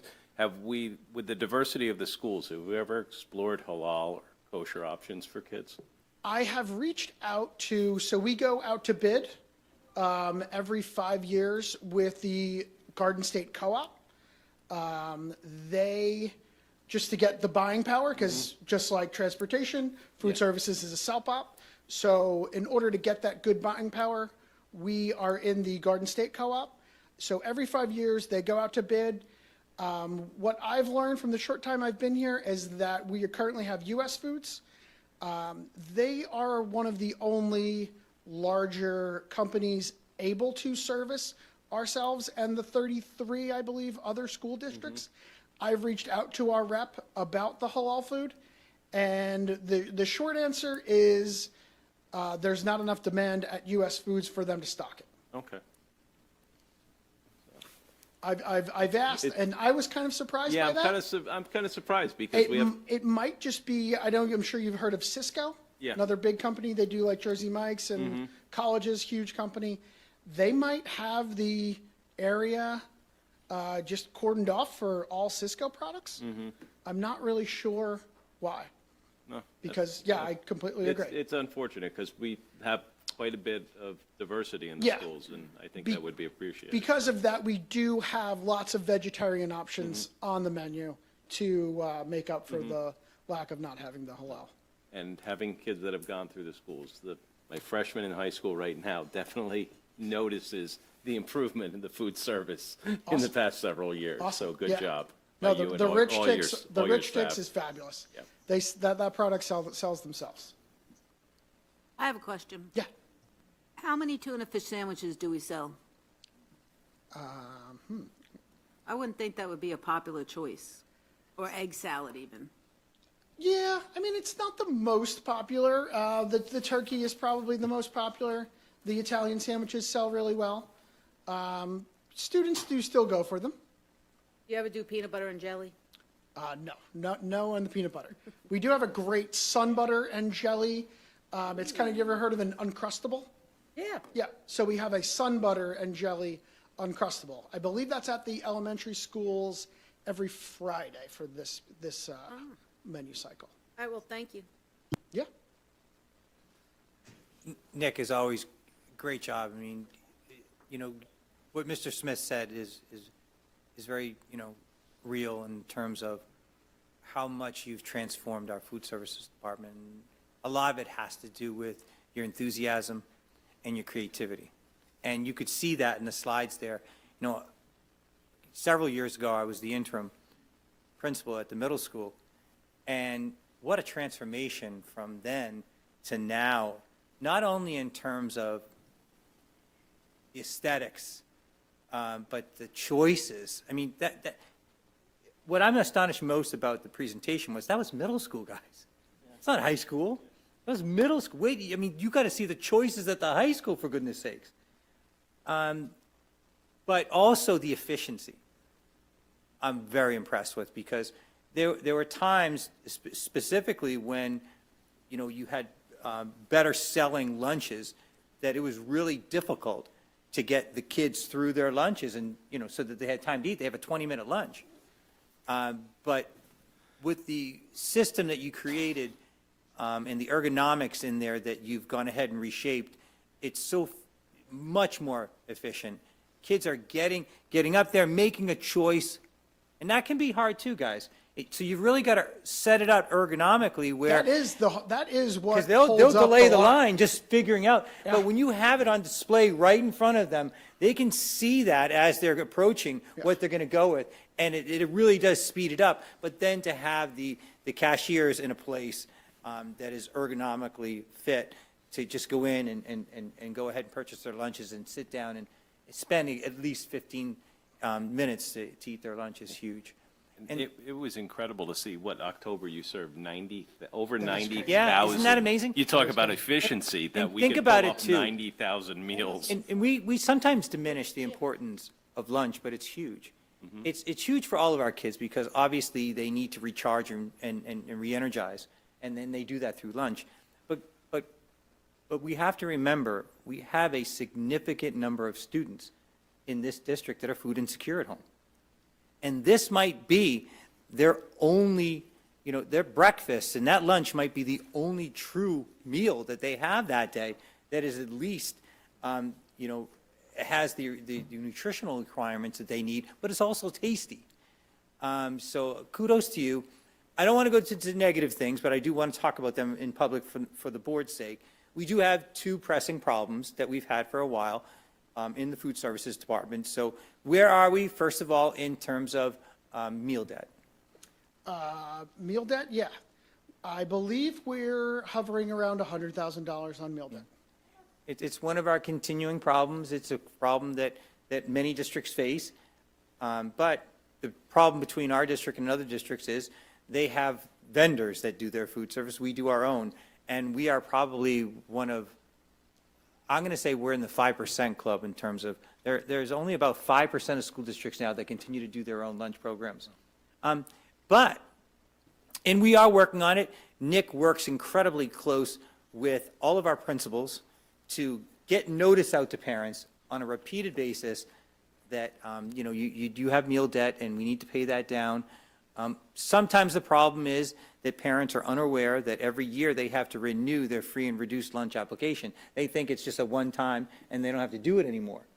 And that leads to meal debt because we are not allowed to turn a child away for obvious reasons. So if you don't have money, you get the food, but then it accrues as debt and so forth. But Nick and the principals do a very admirable job of bringing that down. And every year we get to about 100,000. And then in the summer, through our scheduling and classes and so forth, we bring it back down to what, about 80? No, we were closer to 65, I think. at the end. 65? Yeah. So we're battling with it, but it's sometimes a battle that I don't know if we're ever going to win that battle, but we at least keep bringing it back down to something sensible. If you were with us before the pandemic, it was only like $20,000. I remember the Liquid Church came in and paid it all off, and people were upset at it. So it was only like $20,000, but it's just a snapshot of the food insecurity that we have in this country, this state, and even in our local community right now, in terms of that. Bringing that along, though, our food service. You would think that if you have $100,000 in arrears debt, that it's going to harm our food services program. But because of your work and the work of your entire staff, which is amazing, we're still in the black when it comes to our revenues, which is amazing. Now, the Department of Ed and the Department of Agriculture continues to slap us for that because we're not supposed to be in the black. We're supposed to, be right flat or, hovering We're just supposed to have above the red. 3 months of. 3 months of surplus. More than that, Which, yeah. which is hard. You've got a program where you're selling 90,000 lunches in a month, and despite the meal debt, what is our current surplus right now? I think But close, again, we keep $250,000. making so much money Yeah. month after month. Yeah. I kind of lose track of it because it could be $500,000. Yeah. And the equipment that I just talked about took off over $100,000 Yeah. of that. So our auditor said to us during our finance committee meeting, it's not a bad problem to have. But it's one of the challenges that I think that our food services department faces. And we're kind of our own worst enemy in the sense that we continue to provide great and nutritional and tasty opportunities for our kids to have a great lunch. And despite the meal debt, we're still proving that, we can go ahead and sell a lot of lunches and far exceed the costs that we need. The tricky part is to try to find enough equipment that needs to be replaced. That's getting to be a little difficult. We've bought 2 vans. We've hired more personnel, but it's Can we buy a food truck that also serves as a bus maintenance truck? Actually, we might be able to, it's very creative, Mr. But it's a good problem to have, but one that we're going to continue to work on, and you'll notice during the course of the year, we're always asking you to buy more equipment and so forth, so we can bring that number down, so we can get the Department of Agriculture off our backs. Yeah, we're trying. That's why I said this was the first half of the great middle school transformation. Hopefully, a year from now, I can come back and we can talk about the second half, But which. you're doing a fantastic job, so thank you very much. Just a quick Thank you. comment, just to close the thought about the halal meals. On the table for Rich Chicks, they do have a sign on their table in this image that says halal certified meals. Yeah, So so maybe it- we could work it out through them to bring some of that to the menu for the students. I can definitely reach out to them. The way that it works is I actually paired up with another school district that also is a self-op in Franklin Township. And I do believe if it wasn't for them to get on board, that's what makes US Foods want to stock the Rich Chicks products, is because now Sayreville as well as Franklin Township are drawing all those down. So if the numbers are there, then the products get in stock. And if the numbers aren't there, then they won't be able to stock the items that we want, unfortunately. Yeah, but also you should ask them if that chicken is already halal, because I learned a lot about the whole halal and chicken with my daughter's best friend. Like they could eat Dave's hot chicken in East Brunswick because it's halal. So this might already be halal. Hard I chicken. don't believe it is, because I do know that there are some special things on that do actually specify on their order sheet. I would just ask them. Yeah, no, I definitely will. If those chicken things are, because it's Yeah. possible. They also have a dill flavored chicken tender that when I saw that, I was like, oh, we're totally getting this. And my colleague over at Franklin Township goes, I don't think I want to do that. I was like, oh, okay. And also the selling of the lunches every month. Again, November's such a small month, and they still sell a lot of, that's Yeah. why more months are higher than the other. Yeah. Yeah, what September. did we do? So December But was. if you look at the daily, that's Yeah. what I like to look at, is The the daily. daily. Yeah, November, It we only had increased 14 school 14 days. days, and we still Fewer sold November. 60-something thousand lunches. 21 school days in October. Right. But If I can get like 25 one of these months, I don't know. January's the longest month in history, right? It's the longest month we feel, so there should be a lot of, yeah, well, this January felt like it lasted January's the forever. longest month ever. Yeah. Feels like it. So, but Nick, like Dr. Labby was talking about before, with food insecurity in this town and the people misconstruing what you need to do for free or reduced lunch forms. I know in the beginning of the school year, teachers preach it in the classroom and pass out forms, tell people how to fill out the forms. What can we do better to get people to just fill out the form? Because I don't think people realize that those limits are actually a lot higher than people think to get free Yeah. and reduced We've lunch. been trying to get He the works parents. real hard Yeah, at but it. even our Earlier. course, when you, every year, when we Yeah. started for the kids. The it's right principals there. promote it, they push it, but Nick sends out a ton of correspondence to all the parents, but they also contact previous parents that had free and reduced lunch to remind them to do it. And We tried a big push, starting from the youngest students and sometimes the youngest parents that aren't familiar with how it works. And I feel like if we can educate those parents that have the babies in my preschools, teach them that we need to do this every year, and they won't get, because again, we have some older ones that are like, oh, I thought I was good on this. But if we can push it in with the younger students and the younger parents, I know they're in the registration packets. We've put the lunch applications in with the registration. And remember, we're close to 40%, over 40% now. Yeah. What is the income limit? It changes every year, doesn't it? What's that? What is the income limit that allows you to get a free lunch? Or reduced? It's on the school website. It depends on how many people. in They the have a Yeah, chart. family. it depends on 24% household of the as well. Poverty line. Yeah. It's like a 70,000 limit for 4 people. So people need to know that. People probably think it's for, if you don't have any money. Since it's blasted, I guess, on the different venues or what have you, possibly maybe on the back-to-school night also, was gonna just have say, the teachers We mention do, that. they Yeah. cover it, yeah. I've never heard them, You haven't heard it? Want them to get it. Oh, they're supposed to be. Aid if they. yeah. So I would just reiterate that. Yeah, we will. Yeah, I think we print out maybe 1,000 different copies in August and divvy them out to all the different Yeah, schools. but I'll remind our principals to But make sure that they the- know we that. can they're- bring it The up at our next registration meeting. packet you mentioned, because I remember online, when I register my kids, at the very end, there's a It link says, there yeah. that takes you to it. Yeah. To yeah. sign up? Yeah. Yeah. When you, Yeah, it's when the you Is there a register way that your- we have to make it like a mandatory thing that they can't submit the form until they I fill that believe out? they have to. No, because I No, know. it's a link. Something to So that. it is a link, but because it has to go through the lunch program, when they click the link, they leave the registration software to go to the lunch program to fill out the application Oh, that's right, there. it does do that. So we can force them to click the link, but then we can't Can't force them force to fill what out. they're doing in the other platform. That makes sense. And nobody knows that you have aid, right? Like, it's on the card, so it's not, like, I remember when I was young, people that got free lunches, right? They would be like embarrassed to give, it was like a Yeah, ticket. because nobody pays It was a cash for ticket. lunch It was anymore. Everybody not has- like, No, just Everybody, one- Everybody has a just card. uses their ID Everybody has for, a Their ID number, yeah.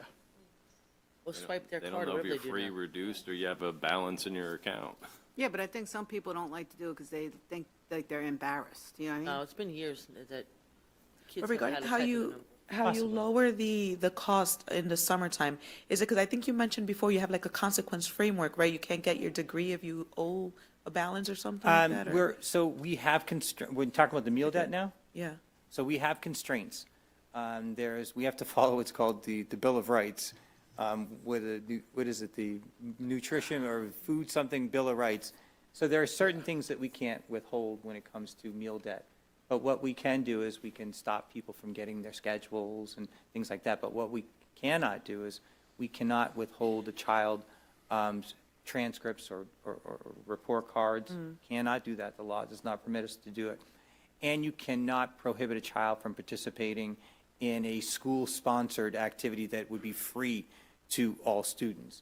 However, kids going on the Disney trip, which is a voluntary, activities are different. paid, Yeah. we can use it for that. Kids going to proms, we can use it for that, and those types of things. But when it comes to other things like graduations, transcripts, and things like that, food services wise, if you had meal debt, we can't stop you from doing that.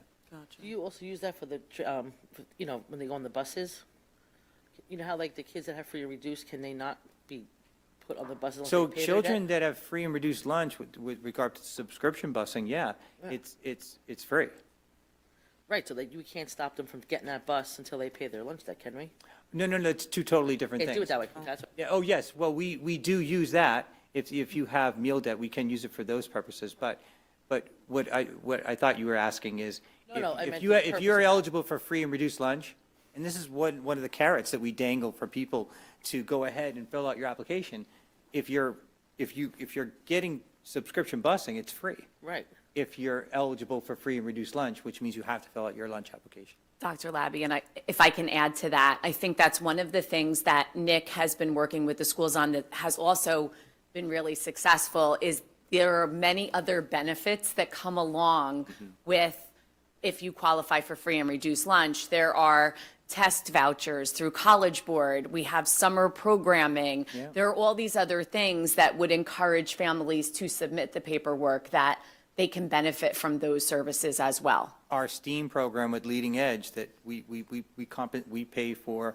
all those kids that are free and reduced Scholarship lunch that tuition. pay for Is that. that advertised to the That parents? I didn't know that Yeah. either. It's in that flyer for Leading Edge, yeah. In No, fact, but is that advertised when you're asking the parents to fill out the application? I didn't think know maybe that.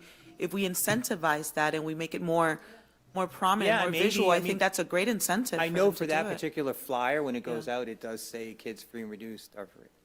No, but what I'm Talking saying, what about she what just she just mentioned, said. I think adding that as an incentive to say they also benefit from this, these added benefits, I think it would be great to do that. when Well, you're advertising we mention it. it, yeah, when do. when we promote the programs, we do send it out and say, students that are free and reduced lunch, that, it's a discounted price. The testing vouchers are usually high school, so we communicate that to the students as well. But I just ran a report myself that was for grades 6 through 12, and 46% were economically disadvantaged. And when I started here 10 years ago, the high school didn't qualify for Title I programming because they never had enough students that were reported as free and reduced lunch. And I think we're in our second year of the high school actually qualifying for services. So we have many more families that have been Demographics reporting have it. changed. When I started in 2014, it was 19%.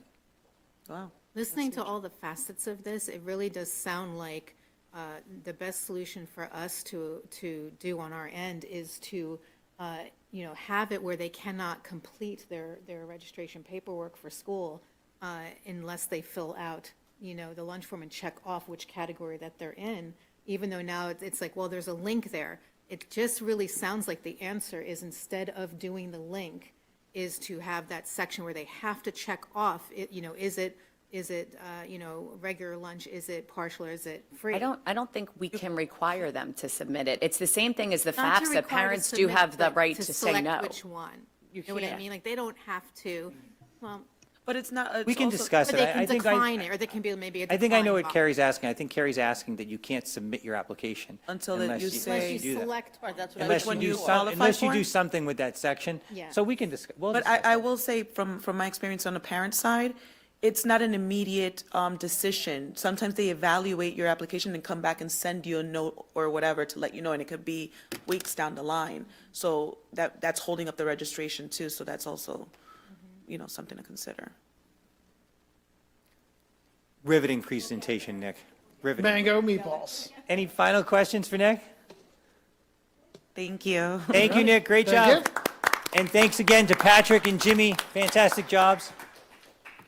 Mr. Fernandez, that concludes my presentations. Great. That only took 3 hours. Nobody has to drive home to Jackson like me. Arlene's close. All right, so now we move on to finance and infrastructure. Ms. Pavone? I'm going to be as quick as I can. Last Tuesday, the BOE Finance and Infrastructure Committee met. During the meeting, Dr. Labby informed the committee that we expect to receive our state aid figures from the New Jersey Department of Education on or about March 12th, and that's from historical information. While it is never an exact science, since we are still operating well below adequacy in funding, we are hoping for an increase. Mr.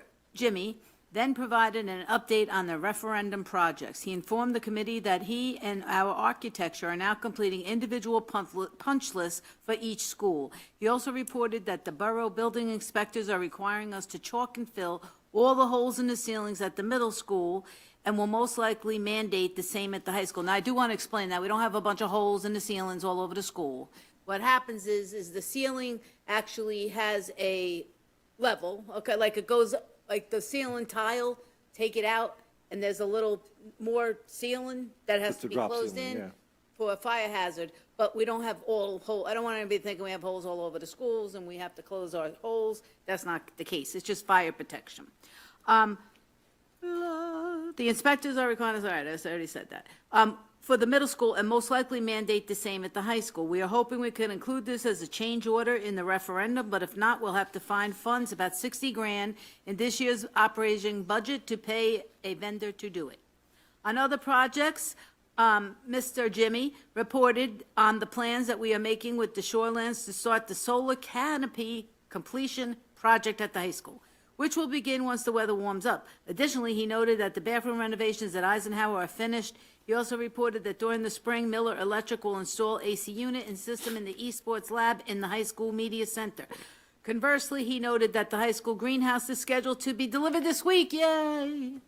And furthermore, he informed the committee that the installation of the electronic signs at Eisenhower, Samsel, and the middle school should commence once the snow melts. Finally, he reported that we had to replace one of 2 boilers at Truman that broke down and are now inoperable. Since the cost of the boiler was about $26,500 to replace, we will install the other new boiler later in the spring or next year. That's it. Great job, Ms. Pavone. Thank you. Mr. Callahan? Good evening. Earlier this evening, the Personnel Committee met to discuss the current open positions across the district.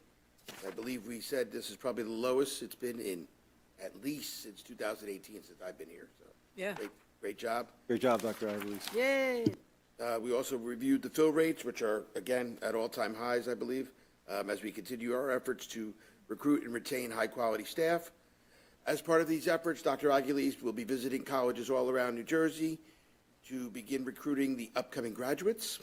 In addition, he's planning with his team the District Career Fair, which is tentatively scheduled for late April or early May.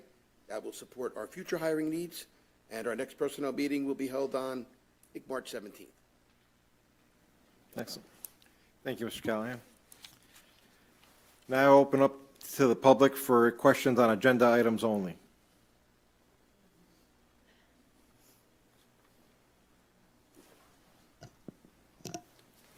Hi, Nikki Fisher, Kirst Street. I had a question for Kenny Coleman'sberger. The stadium refurbishment, isn't there the Bombers, the Bombers Booster Club? Is there any way they, because they have a lot of money, can they defray the costs for the, can we ask, can they have some money? So defray the cost of the pool to the taxpayers? We could probably ask them that, but the amount of money we're talking about to do these changes are, we're talking, north of $1 million and so forth, so we can't ask them to do those things. Never mind. That's a lot of fundraising. Okay, okay. Got it. And Patrick Signiglia, on the one slide, it said 25 to 26 plan versus actual, and then he had a note. There were 67 in-house routes And then in red, it said some of their solutions to the problem, because they were short minibuses. And he said they might have to overload 2 minis. That sounded like a safety hazard to me. It's Sound not kinda really a scary. safety hazard, so to understand how the minis work, minis can take probably about 18 kids. Okay, However, if you were to put, the problems with that is that those go to 18 individual residences. It's not like they go to a bus stop.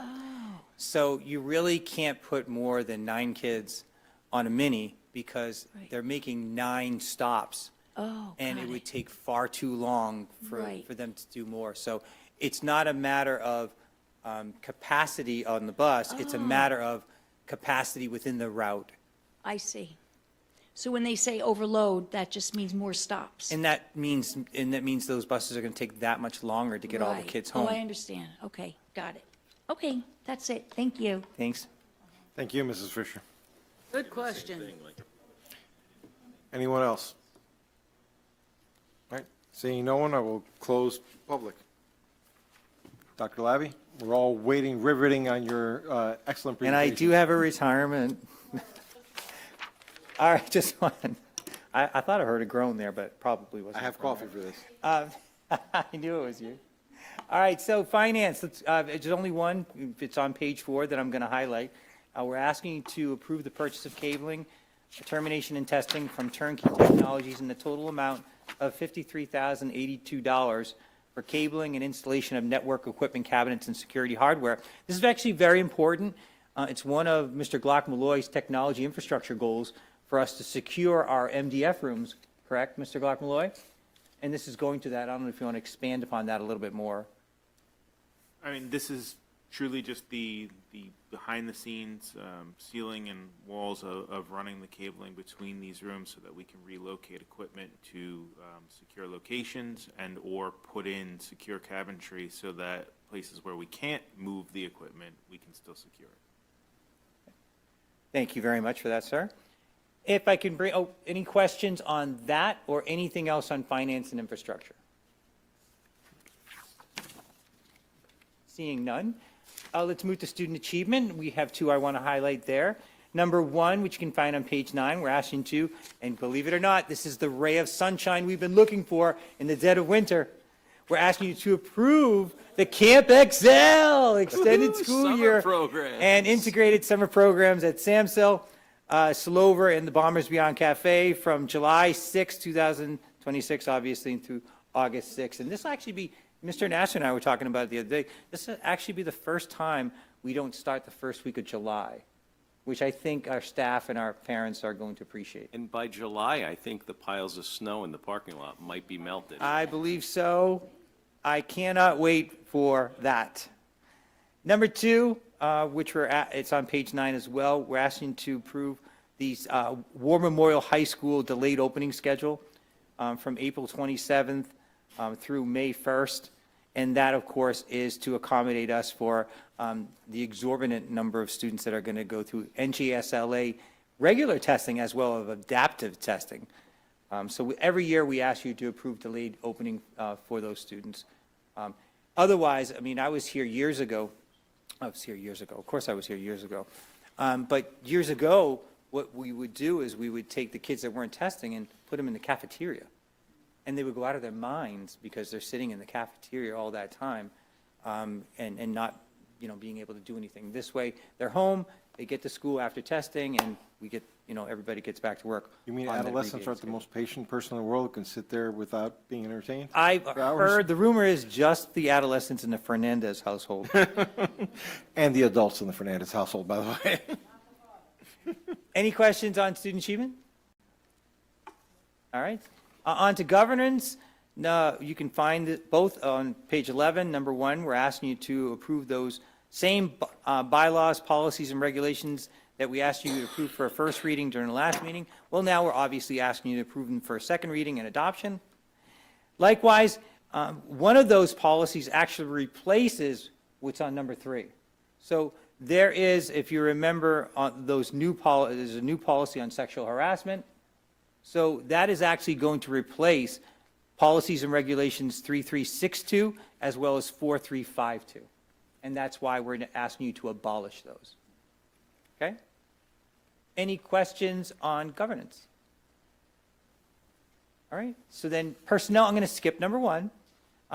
8 and 9, which, as well as 28, which you can find on pages 14 and 15 and the addendum. We're asking you to appoint new certificated and non-certificated staff for this school year. And numbers 10 and 11, which you can find on page 15, we're asking you to approve the transfer of non-certificated staff for this school year.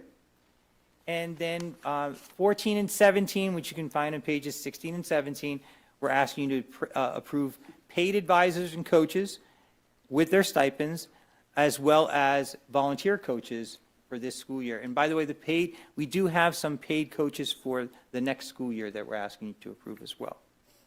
And then finally, number 1, we are asking you to graciously accept the retirement of a beloved staff member, Miss Dorothy Frisch, who is a full-time paraprofessional at the middle school, and that would be effective July 1st. Dorothy Frisch has dedicated the past 25 years to the Sayreville school community. During this time, she has provided the highest quality of service at an individual student and program paraprofessional basis, and has served as a colleague and friend to many, many, not only at the middle school, but throughout the district. As a program paraprofessional, Ms. Frisch has been, to put it bluntly, in demand. Her knowledge of students' needs and knowledge of district and school procedures has made her a tremendous resource for our special education teachers, child study team members, and the go-to for many, many more at the schools she's worked at, especially the middle school. As a one-to-one paraprofessional, no one can dispute her well-established reputation as a loving caretaker for those who need her assistance. In fact, Mrs. Frisch has often been matched with students who need the most complex level of care and support. And there is no doubt that she has been the emotional catalyst for many students as they adjust to the middle school and prepare to move on to the high school. As a colleague, Ms. Frisch goes well beyond the consummate professional. She is collegial, supportive, helpful, and truly caring. So much so, in fact, that Mr. Naster and Dr. DeFina has specifically selected and relied upon her as a stabilizing presence for both new teachers and new students alike. Equally adept at supporting students with developmental, behavioral, and medical needs, she also demonstrates a rare versatility that illustrates her importance to the school community. It goes without saying that Mrs. Frisch has offered the highest level of care through her patience, compassion, and above all, her commitment. These outstanding qualities have surely left a lasting impression on the students she has served and the colleagues she has worked with. When you think of someone that is going to be hard to replace, think of Mrs. Frisch. When you think of someone that is selfless, think of Ms. Frisch. When you think of someone that deserves our heartfelt gratitude, think of Ms. Frisch. We wish her a long and happy retirement. And on a personal level, I actually I had the privilege of working very closely with her during the pandemic. I was serving as a replacement special education teacher at the middle school, and she was in, as always, working with our students with disabilities, both in person as well as virtually, which was truly amazing. And I got to see firsthand how extraordinary this educator is and how meaningful she has been on so many young people and old people. So on behalf of the Sayreville Board of Education, the administration, and the staff of the Sayreville Public Schools, we wish her nothing but the very best in her retirement, and we thank her for the impeccable manner she has served our school district and community.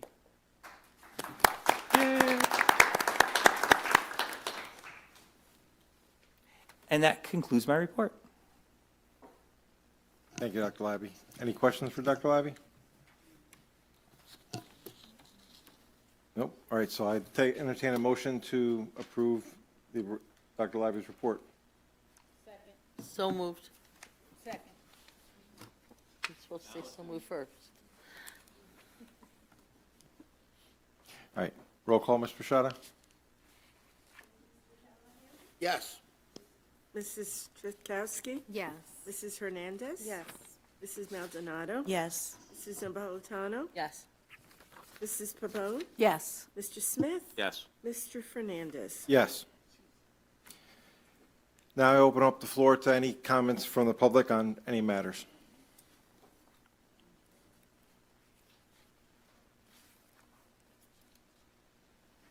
Welcome, Coach.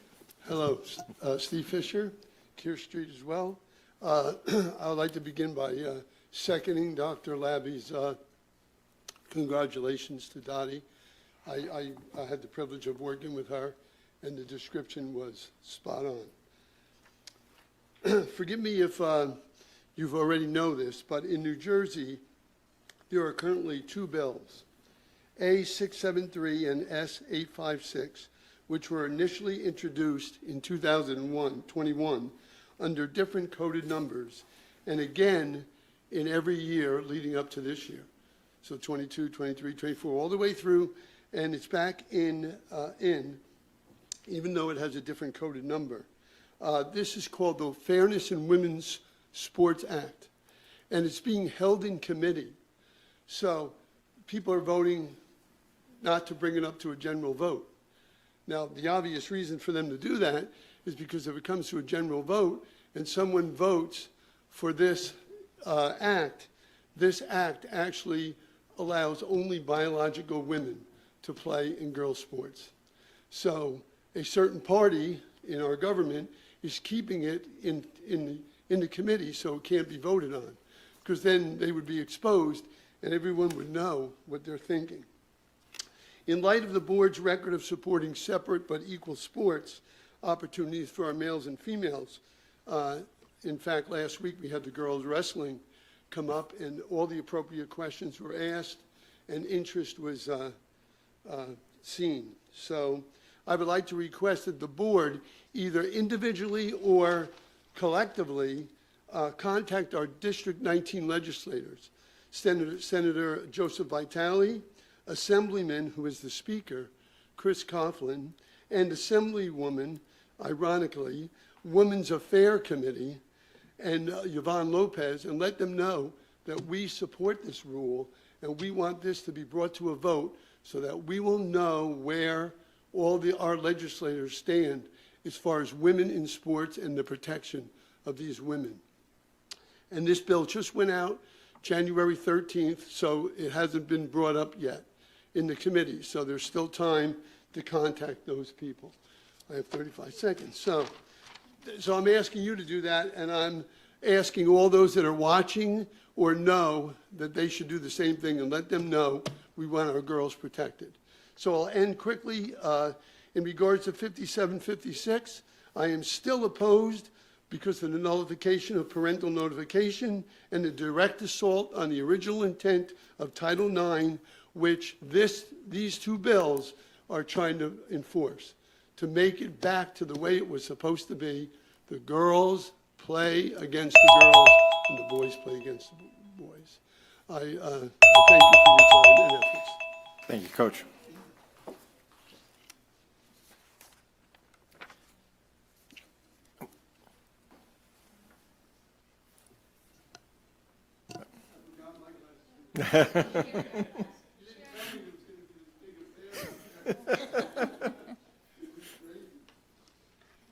Hi, Mickey Fisher, Kearst Street. I have a question for Mrs. Grossman. When you did your budget, maybe it was 2 meetings ago, about the supervisors, you had all the supervisors here. I was wondering, I didn't have a chance to actually look at your budget online, but I was wondering if you do have anything in the budget for another added supervisors? Because our supervisors are really taxed. They're very stretched, as you know. And Lucy Bloom mentioned at the meeting, you know, that if you had something in your budget for another supervisor. That actually wouldn't be in her budget. That would be in the personnel budget. And that would be coming up during our next meeting on March 3rd. Oh, okay. Okay, great. All right, thanks. Thank you, Mrs. Fisher. Anyone else from the public? Seeing none, we're closing public session. Any comments from the board? I'd like to thank the Fishers for coming every week and being very nice to the board, even though we don't always agree on everything. You still treat us with a lot of respect, and I appreciate that very much, and I just want to say thank you. Thank you. No? So, yeah, just thank you, and thank you for everything, and Coach, thank you for years of coaching and everything you did for me growing up. So those lessons I still carry with me in life. See how far you got with your One- lessons? One thing, as you say, coach, it reminds me, because Lady mentioned them in her remarks earlier, all our students that have committed to collegiate sports, and it's pretty incredible, and so proud of those kids, because I think it's only something like 6 or 7% of all high school students play in college on a scholarship or commitment kind of level. So it really is exceptional what those students have achieved. And just congratulations to all of them. Absolutely. We have incredible coaches and incredible educators, so thank you to each and every one of them, along with all of our staff, our security, our technology department, our custodians, our maintenance, our administrators. All of you do such an amazing job for our kids each and every day, so thank you all for everything you do. Any other comments? So our next meeting, I'm sorry, no? All right. So our next meeting is going to be March 3rd, 2026, followed by March 17th, 2026. At this time, we're going to adjourn. We got to take a vote on that? All right. So moved. So moved. Second. There we go. Second. I'm the All in favor? Aye. Aye.